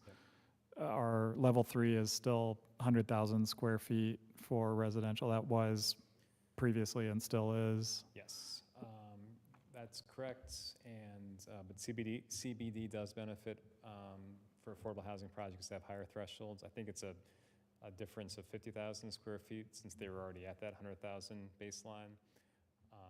So yeah, that was already 100,000. They can go higher with affordable projects. Should also note a mixed-use project that has a minimum amount of commercial space also gets like a 50,000 square foot bump before it's a level 3. So yeah, so that's another factor too that we look at as well. And I guess, yeah, the question is really what the baseline is, because and teeing up kind of some of our discussion, the version of the thresholds that council adopted, there is a minimum affordability amount, 5 or 3%, depending on level of affordability. Whereas in CBD, the baseline is no affordability at 100,000 square feet. So we kind of have a little bit of a mismatch, and I think it begs the question of, like, I understand trying to incentivize affordable housing. It's my work. It's what I do every day as affordable housing development. But that baseline standard, having a requirement of some affordability for the ability to, have a level 2 project, I think may be worth investigating. Yeah, I think it's definitely a good item to discuss. Yeah, and just to say that I think the thinking at the time to raise the baseline for any project to 100,000 square feet instead of 50 units was that you're changing the measurement of projects from units to square footage, which I think the idea is that, you'd have maybe more units that were smaller, maybe more attainable, not as expensive. So you're kind of incentivizing the creation of units, not necessarily trying to artificially keep it low and keep it and match the measurement and level of the CBD, which was always 100,000 square feet regardless of use. So I think that's a good point. I'll sit down, we can talk through these. We can go through them one by one or bounce around as we want, but really thinking about, I think the answer to that was a good response to that first question, Jeffrey, actually, is that, are the previously approved amendments still relevant, impactful, relatively low barrier changes to make? Things like removing the off-street parking requirements entirely, is that worth taking that to the next step, next level? Is it worth revisiting the thresholds and thinking about that baseline? Taking back up that amendments for backyard housing lots and ADU tweaks, which were really just kind of raising the square footage of ADUs, and some other small tweaks to make them a little more viable. Those are some examples of things that you'll have reviewed already. That are they still the right fit, right solutions? Can I ask a little, can I sort of pose the question a little bit back to you of like, when, as you see, since you're seeing the most applications come in, like where you see there could be opportunities based on, housing applications that are coming in that you think could either go through the process more smoothly or are sort of artificially being reduced in scope or something like that based on the ordinance? Let me say, kind of frame it this way, and you can think about an answer. So larger developments approaching the 100,000 square feet or 150,000 square feet, they take a very long time to mature and then get through the process. So we see the results of those changes a lot more slowly than we do smaller things, like Will mentioned the change to non-conforming structures becoming ADUs. We've already seen a couple of those within a few weeks, right? So I think that's just kind of framing it a little bit. There's a big difference between thresholds and backyard lots in how quickly you can realize the gains, but the gains might not be as large, right? That doesn't fully provide an answer to your question, but it just kind of says you can make some of these smaller changes and you can start to see things happen within 6 weeks, right? And the larger changes, we're just now seeing solid things coming down the pipe that are probably going to hit the affordability levels in the right districts to take advantage of those. Or like, are there, maybe said a different way, like, are there consistent like items that you negotiate around on conditional rezonings or with any application that are to remove certain provisions in the ordinance or restrictions in the ordinance? I think what we've seen with the ones that you all still seen as conditional zonings post threshold amendment, we've seen things that are in like the RM districts, which weren't included in that transit supportive corridor district. And then the example that Will already gave of the Louisiana Avenue, where those, you saw the table up there with those building footprint limitations on there. It's things other than the thresholds right now that are holding it back. It's that base district itself, right? Yeah. So it wasn't included in that amendment. Or it's the fact that, yes, building sizes were expanded for residential, but not the footprint, right? So it enabled people, including residential, to go up more, but not out more, right? So it's like the use isn't the issue, it's the design requirements associated with, like, the base district that doesn't really permit the residential use. Is that what you're saying? In some Okay. instances, yeah. The building design, building height, things like that. Those are things people often, with the conditional zoning process, people often go into that just to try and modify certain standards, right?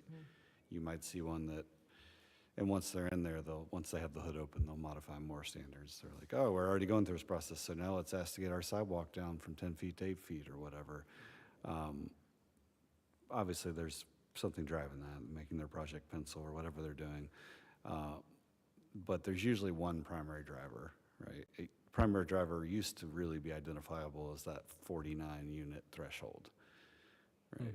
Once you go over that 49, you're a rezoning. You're going to go visit Planning and Zoning Commission and City Council as part of your development journey. Now we're starting to see that maybe take hold. I mean, I think there's 3, 4 on the horizon that seem at least very likely to go through the process. So I don't know. I think there's details within the districts, and there's so many. It kind of supports why we're taking an endeavor to kind of rewrite this code a little bit. It it's hard to go back and find all these and catch all these. We even just found one in the flag lots where a cross-reference was missed, and we're gonna have to do some gymnastics to make it work, but we will. So there's stuff scattered throughout that's kind of limiting development right now, but I would say anything that pushes things, let me back up, as a part when we were prepping for those March amendments.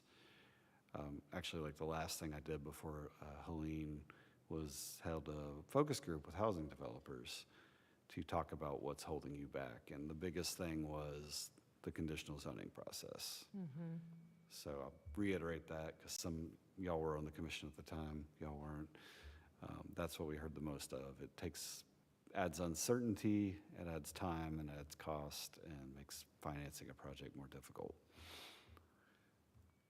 That's really helpful, and I think, yeah, good kind of lens for where we're at and where we need to be. One comment, to answer that first question, I do think the ADU tweaks and backyard lots are still relevant, as well as revisiting some of the parking and tweaking some of the standards that were adopted. I definitely think that is worth continuing to look at and more. I think that understanding the process limitations and capturing what we're now creating through those level 1 revisions is huge. In tandem with that, by adopting an ability to do more by right, we have a really complicated spreadsheet to determine which threshold is applicable. And so it really takes a lot of, I think those early project assistance meetings that the city offers are probably a good time to help communicate what's possible to developers. But when a developer is looking at pieces of property and figuring out what they can do with it, and you start to dig through all these subcategories and substandards of what triggers the to tuck just under that level 3 threshold, it's very, very complicated still. So I think that's something we want to continue to look at. Is I'm appreciative that staff took the work and worked within our overly complicated UDO to get a progressive, some progress on thresholds. And now I think what we have is, as we look towards new UDO, reducing that complexity tremendously would be beneficial. And I think kind of evaluating, what's the logic behind the differential treatment of the districts at a threshold level? Do we make the development thresholds consistent citywide and then use the districts to then truly dial in what should be permissible within that district? I would like to echo that point.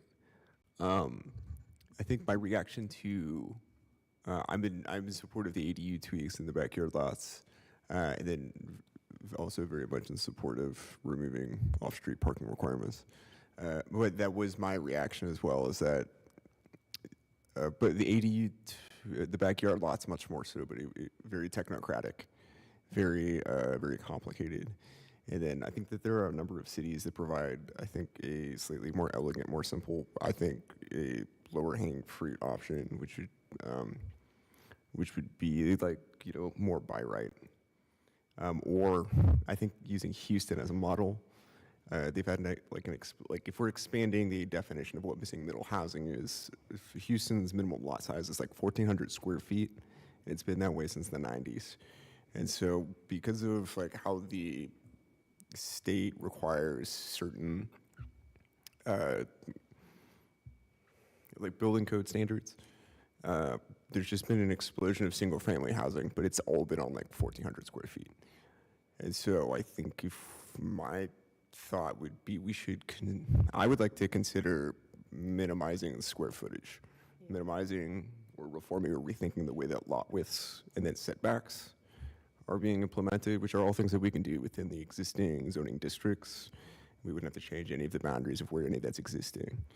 And then it would make it really easy for if you have a lot, if you're on like 5,000 square feet and you just want to give 2,000 square feet of it to someone to develop on, like using Houston's numbers, 1,400 square feet, you could build like a tall, skinny, basically. Is what they call them there. That was my. I have many thoughts, but I'm gonna yield, and then. I'll echo that. I had a similar thought, like when you have the intersection of height restrictions and square footage restrictions and lot width, and you end up taking like the lowest common denominator or whatever, which can sometimes just be more restrictive than the intention of, if you're talking about just, for example, like a neighborhood business district next to a residential district where you're not trying to let somebody build a 10-story, office building or something, that, you might only need one of those three restrictions to achieve that rather than the others, which then inadvertently prevent certain development from occurring. So it's like, and I think the square footage one is the one that's the hardest probably to get right, is my guess. So I would be more inclined to tweak that to be lower, but I'd want to see data to back that up, but that's my gut. Say that again? The lot area limitation, minimums, or the lot buildings? Both, I would, either. I just think there's too many scenarios probably to plan. Like, I'd rather let the market kind of dictate that a little bit more so than Jumping on that as well. One of the other things I noticed in the imaging for the backyard lots was that it's a backloaded parking structure or a parking lot, and so right here. So like we have a good amount of these where like I think that's got to be like a 5-foot setback, and then but we probably have quite a few.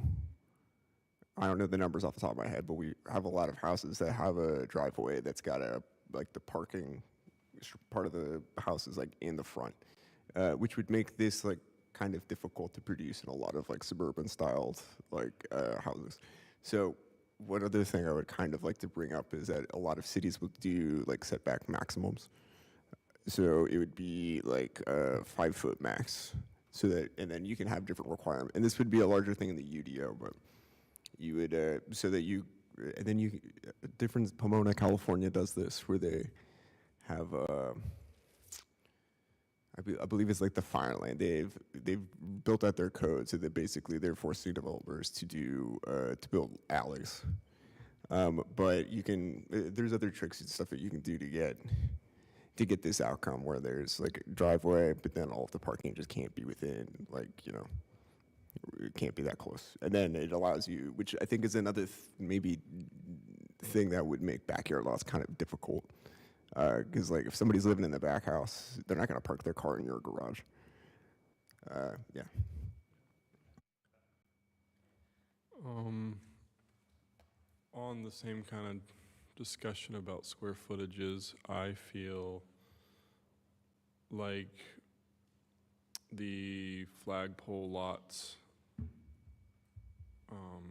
restriction to 1,400 square feet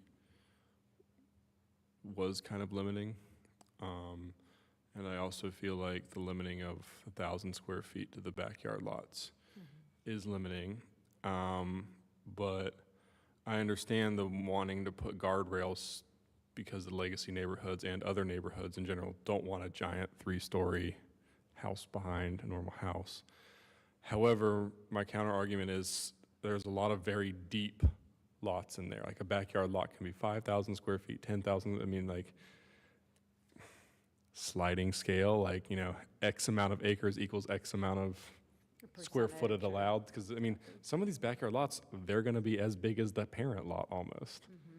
And so why couldn't you put a 2,000 square footer there? But I get that if you're like in Shiloh and it's like a smaller one, we don't want to allow that. So like, I think a sliding scale is much more appropriate for the geography of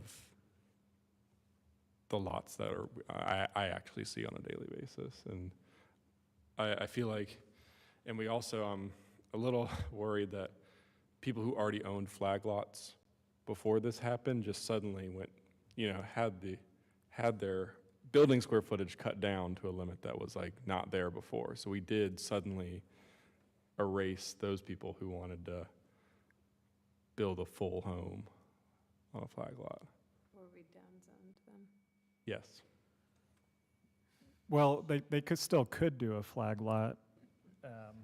This is just sort of another tool in the toolkit, right? Like they still could do what's allowed as a flag lot if they could get the flag width and frontage. I think what is exciting about this as a concept is it opens up those different lots that maybe have geometry that prevents a flag from coming out to the main road. Oh, right, and I'm kind of talking, I realize I'm talking about two different things right now, flag lots and ADUs. So I understand what you're saying, that like this is to help us avoid some of the flag lot problems, but Yeah, I think the square footage thing applies to both scenarios. totally. Yeah, I agree. And I think the one thing that we had a good discussion, I think, on the ADUs when it came through the first time on height limitations. I don't recall if we went into the weeds on backyard lots, but how we define height in the UDO might be challenging once you define a backyard lot, because you're no longer height from the road to the highest occupiable floor, especially if that backyard lot is like downgrade. So there needs to be some flexibility for topographic variation across the residential areas that we have in Asheville. Yeah, I remember. Yeah. So if it comes back, figuring out what doesn't create a new limitation just with the way we define height in the UDO. I'm curious if the commission's thoughts on duplexes or just other, there was a slew of missing middle recommendations that, in addition to what had already kind of been teed up. I'm so glad you asked. That was actually my next thing. I feel like the changing of duplexes and triplexes being allowed to districts like RS4 and RS8 is important, and I think it cannot wait for the UDO overhaul. If there's only 2,400 vacant lots left 2 years ago, if the UDO overhaul is going to be done in 2 or 3 years, how many more vacant lots are actually going to be left to even do this on? I think that's something that should happen like Yesterday. now. Yeah. If it was up to me, I realize I'm only one voice. But I feel like that's pressing enough to push ahead of waiting for the UDO. I mean, I'd vote to make that a ZTA like now. That's Yeah, my thoughts. Totally agree. I think, especially if it's just use table change to open up duplexes and triplexes in more residential zones, that seems like a very easy and achievable thing to do. And to get on my soapbox, one thing I like to point out is we always talk about the 1997 adoption of the UDO as being a pretty significant reallocation of our land use preferential to single-family zoning. If you go back to 1929, when the city adopted its first city plan, the John Nolan plan, as problematic and as racist and segregationist as it was, it allowed duplexes in every residential district. There was one residential district, and it allowed single and two-family homes. So the fact that we have districts that don't allow that is more regressive than our original city plan in 1929.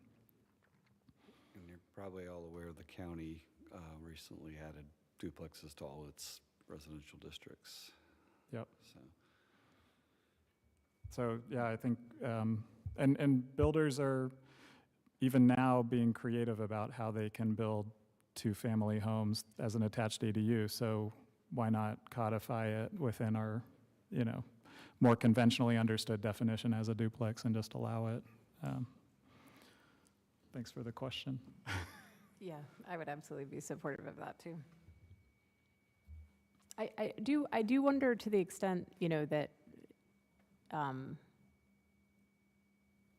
I guess with the parallel path of like some of the engagement with the Legacy Neighborhoods Coalition to, adopt some of their requests or, how to integrate that with this. Like, I have I think partially just because I'm new here, have a little bit of a hard time, I think, knowing what the extent of what could be passed, like, or would that need to be implemented with the Appendix 7F, I'm forgetting what the letter and number are. Restriction, like, are we operating under the understanding that any of these changes would be subject to that, or more that we would do that in tandem with the other conversations, and that these would just need to evolve together? I think the latter. Yeah, okay. It seemed, pretty clear from the ADU non-conforming amendment that just came through that there's not really appetite to double down on Appendix 7F as a preservation strategy. So I think it's open question what the replacement alternative will be to get That's to the, helpful. A couple others I'll throw out there that are going in a slightly different direction, but our hotel overlay, we've kind of revisited a couple times. It's been a while since a hotel has come through for approval, but what it currently does is caps, especially in the downtown areas, it caps the maximum number of rooms allowed, which then disallows a hotel developer from maximal use of the land, and then spreads out hotels on a much larger number of parcels. So that there's several things every time a hotel comes through where understand that was a negotiated process to kind of respond to community concerns about proliferation of hotels. But what is on the books is not only creating more parcels by reducing the size of hotels allowed, it's also then driving up the cost of land in the limited areas where hotels can be built, so that we're not seeing multifamily development in those areas because we've created artificial scarcity on where we can build. So those are things that may be more complex. They aren't really surgical tweaks, but worth mentioning in this discussion. On the note of developing downtown, I also wanted to one of the items that I would be that I would like to see going forward. I'm sorry, we're trying to read through the phrasing of the second point, but the downtown like height restrictions that are like require over like 2 stories. There's a lot of parking downtown. There's a lot of parking lots downtown that seem to be like this, would be prospects for development. I'm not positive, I'm sure it's death by 1,000 cuts, but if we are requiring 2 stories on kind of oddly shaped lots, and then that, I don't know, it feels to me like if it's expensive land. It's a very productive land, and if it's not currently being developed, I would like to look at all of the potential regulations that are maybe impacting that. The height being one that I've looked at recently and was kind of scratching my head about like how effective is this? Height is discouraging development on.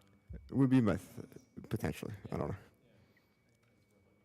Is the minimum height 2 stories? Because there's a lot of things that have gone up that are, I can think of developments in downtown that are higher than 2 stories. It's a minimum. Oh, it's a minimum of 2 stories. For most things. So you're saying allow 1 story? Yeah. Okay. That's interesting. Yeah. But you're right, it's expensive land. Yeah. I also heard, Within $1.5 million, right? More, well, that was a couple years ago, probably 2 million.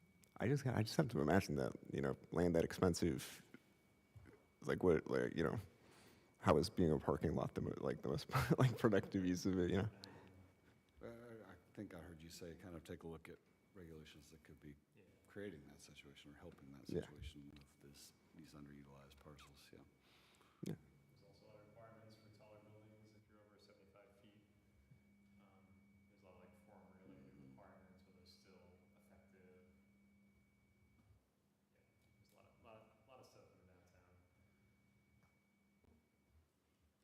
did have, there was one other thing I wanted to kind of highlight, was the, I know this because it's like on the street, or it's down the street from where I live, and so there's one lot that's on Klingman that's like underneath 40 feet minimum lot width, and then has been vacant. It's like a bamboo forest. So I just wanted to highlight, I think that like for, in terms of like one of the things that I would also be interested in saying, just to highlight again and to read, yeah. I think the minimum lot width reform would be desired. Because we did do minimum lot, we changed minimum lots, but it's been about 6 years ago.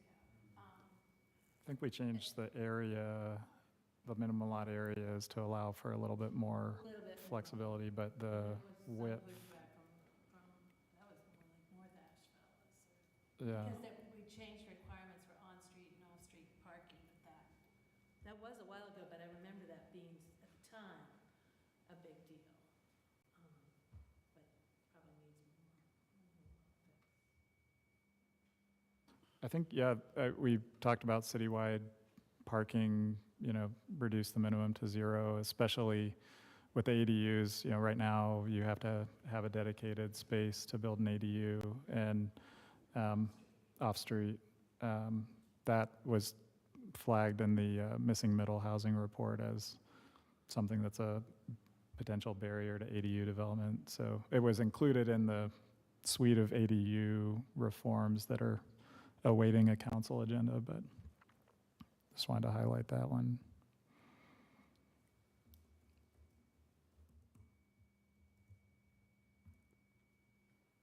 I had a question about residential and commercial. I don't know. I don't have an answer to this, but that's all complete. The structures have to be attached. For the residential has to be attached to the commercial for this development, or is it? For like that table of the. Yeah. Yeah, it's like one, it's a, I think so, well, yeah, because it's talking about building footprint, maximum building size, so I think it's envisioning like a multi-story building, and then, yeah, be within the same building. Yeah, I think that's correct. That's correct. Yeah, Okay. so it has to be like a mixed-use building in that case. Okay. There might be some variation allowed, but I think the prototypical standard would be like residential above commercial is what it's envisioning and trying to They're trying to develop. Okay. implement. Yep. Gotcha. Is there an appetite for doing like ADUs on a commercial property or something like that? I don't know. Yeah, ADUs are only allowed with a single-family house already on site, which, that's the most, I think, natural fit for like a character standpoint, but something to think about, yeah. Commercial districts allow multifamily by rights, so you don't really need an ADU. You can build a unit per zoning, right? I'm not going to speak to whatever the building code might do there, but. Does it have to be one building, or you could do, because I'm thinking of. What are we talking about? We didn't really talk about urban centers, that was a big rezoning years ago.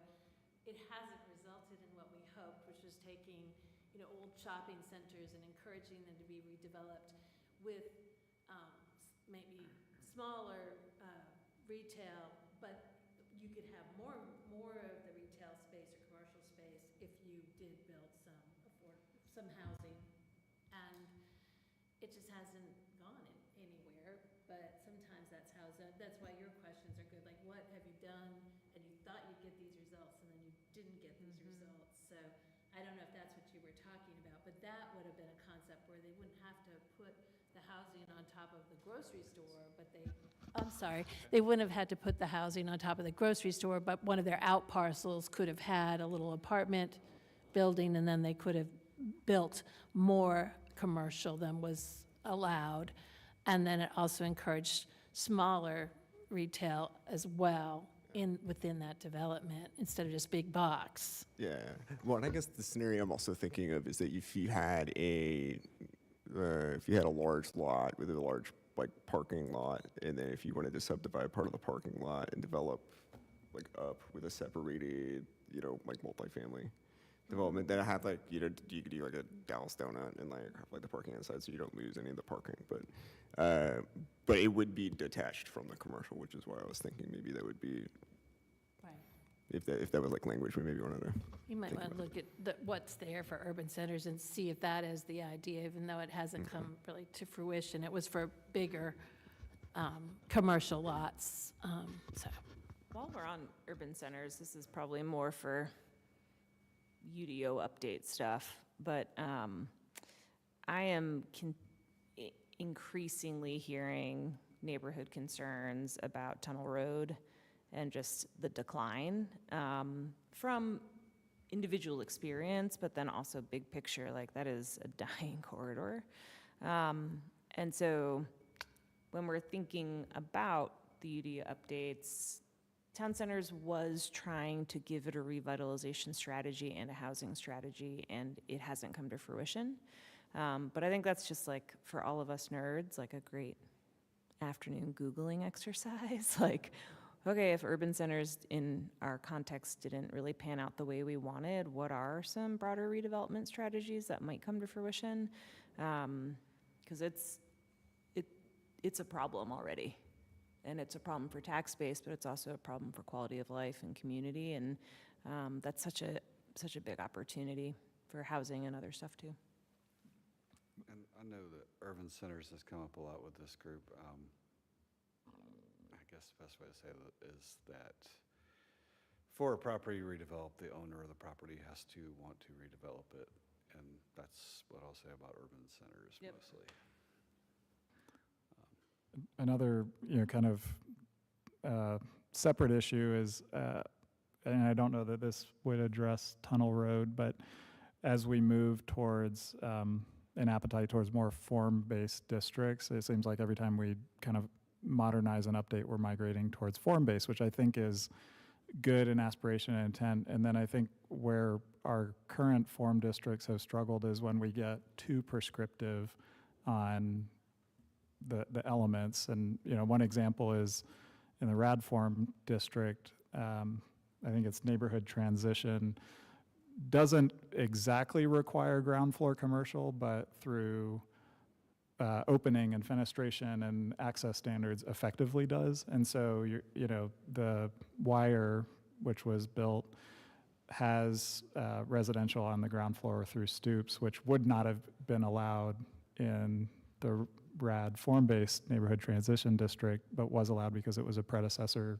conditional zoning that just continued. So I think that, it's form districts can be good, but we can't get too prescriptive on what we want to see. Otherwise, we're not going to see anything. And urban places, I think an example of that too. And I think there's certainly some property owner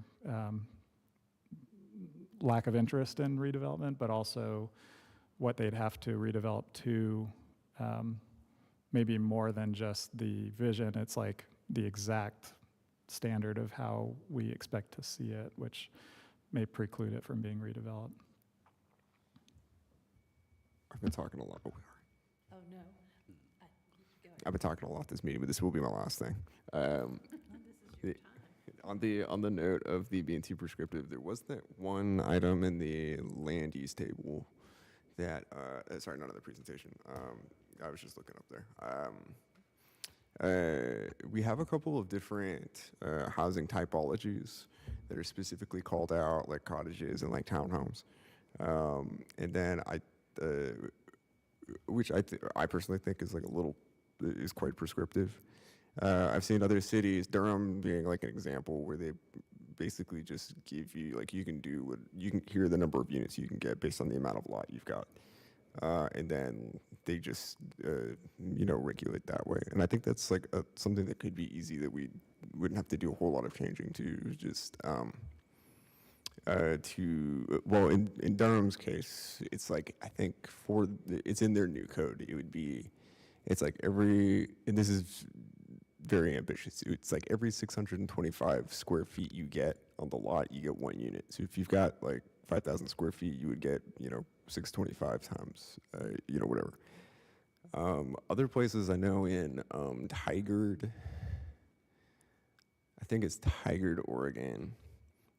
It does not matter. It's somewhere up in the Pacific Northwest. They basically will just say there's a couple different like multi-middle or missing middle housing typologies, and then they will say like if you want to do like a cottage court, or if you want to do a townhouse, they just give you the setback regulations of like how far the structures need to be from each other. And I think that that's a little bit more elegant than having, RS8, you get to build townhouses here, but, in RM8, you maybe don't. Yeah. Yeah, some more about number of units allowed and less regulation about the actual type of unit.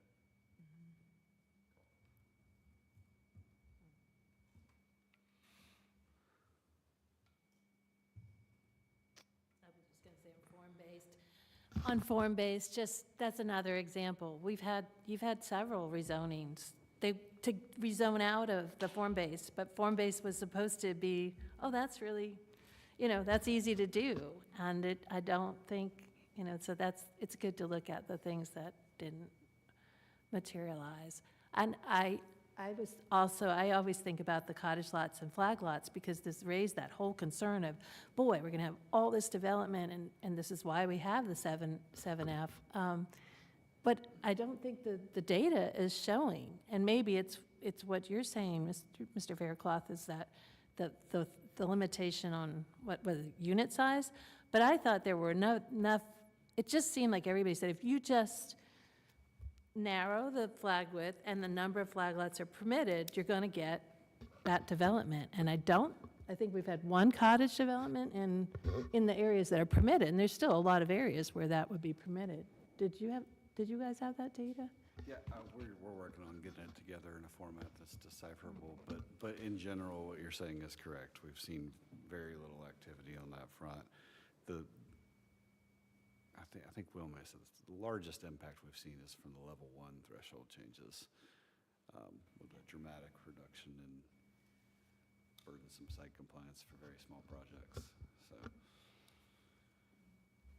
I don't know what your thoughts are on why that hasn't happened, but it also could be maybe the legacy neighborhoods were right. There were a lot of lots that would have worked in their neighborhoods that may have been, not that you're going to force somebody to sell their lot, but it could have been an interest. I think it's a combination of all the above. Okay. Potentially those lots were just more set up for that kind of stuff, and that's why they were quick to defend themselves. But I think it's also like a market conditions versus ideal world thing. Like, people aren't building 1,000-square-foot homes anymore. I know we want them to, and we need to be more sustainably minded as a society, species, but it's not what people are buying and building right now. So you can't force the market to, you can guide it, but you can't force it into a box, unfortunately. That raises a question that I had a little bit about.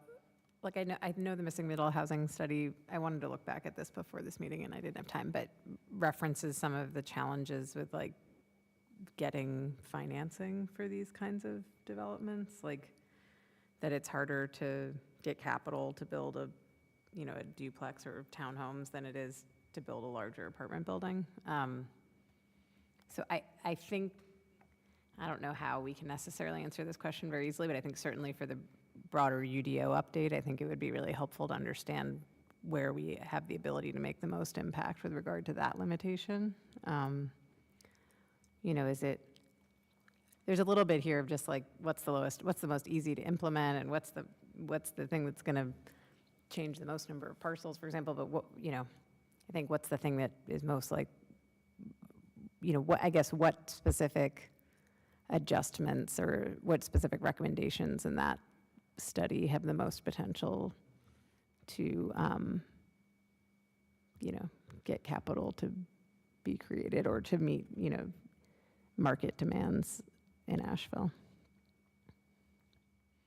Yeah, I think that's a really important lens. And then I think in tandem, to kind of harken back to the duplex, like looking at it from a a justice standpoint, you know, and ending exclusionary zoning kind of as a philosophy should be something that we align ourselves with as we look for those levers that, you know, unlock capital and investment. But if we do that stuff without kind of an overhaul of ending exclusionary zoning and ending differential treatment of different residential typologies, then we're not going to get there. Well, this has been really fruitful. Commissioner Faircloth? I got two last things. Yeah, go for it. And I'm done. The first one is maybe not popular, but end fee in lieu. We don't want your money. We want trees and we want sidewalks. Just eliminate fee in lieu. Just force people to start building trees and sidewalks. Or seek a variance.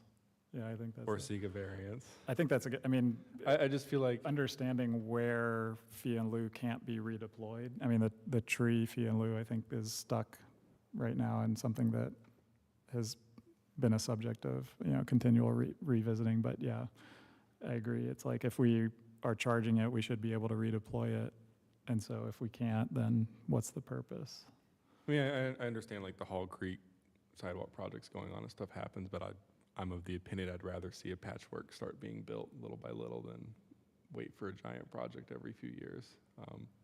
Maybe not the popular opinion on the board, but I'm gonna throw it out there.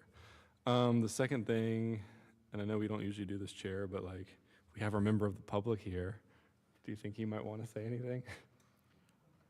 I'm fine with a general public comment, even though we don't have a public hearing, if that's permissible. No I don't pressure. know We will open for general public comment at 7:24. So do I need to state my name, blood type, and social? So I'm Scott Adams. I'm a land development planner for Compact Cottages, local home builder here, focused on small footprint, more affordable housing. Worked on the text amendments for the cottage courts and flag lots. And Commissioner Angelito, thank you very much for your comment on a phrase that I've come across a lot in a lot of site planning is focus on numbers, not names, meaning if you're hung up on what a duplex is, if it's detached, attached, stacked, whatever, if you go to 1 to 2 unit housing allowed, attached, detached, however you need to figure out on a site. And in parallel to that, and I believe you may have alluded to it as well, the state residential building code is evolving to basically allow 1 to 4 units under residential code. And I think that's a potential simplifying framework to align zoning with, particularly if you can build one big house easy. It's, you know, here's your single family development waiver. There's literally an SFD waiver that you get in the permitting process. The minute you call that a triplex or a quadplex, in some ways you're being treated like you're building a 30 or 40 unit building in terms of open space, tree canopy, landscaping, stormwater, all these other things. Potentially, I mean, right now, in the realm of 1 to 2 unit housing under single family and duplex, you can clear cut a site to the nth degree and you're not, you know, subject to any kind of stormwater or anything else like that.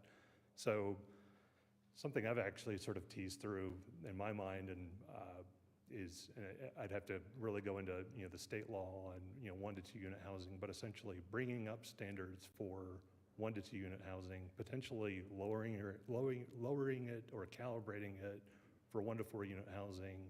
And to your point about, you know, lot sizes or house sizes, I think a larger discussion around performance zoning, basically looking at how a given site would allow a building or, you know, different conditions on that. But yeah, definitely going back to the, you know, the general concept of look at numbers, not necessarily names.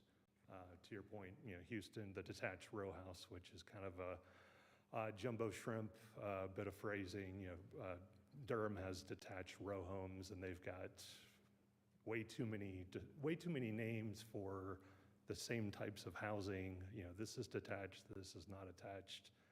And again, just looking at numbers and what can be supported on a site, I think is a good framework and discussion to have around that. So, thank you.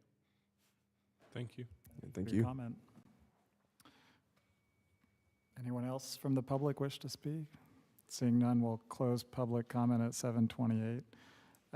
Well, appreciate staff for kind of prompting and revisiting, kind of level setting where we are at and where we could go as we embark on the bigger project of UDO reform. Any parting words of wisdom or thoughts? Did you have something? This is a very long-term thing, but something I also did want to bring up as like Portland has a on the topic of it's not just the regulations, it's the broader rules and for like how like the project goes through the city. Portland has I think it's called like a missing middle.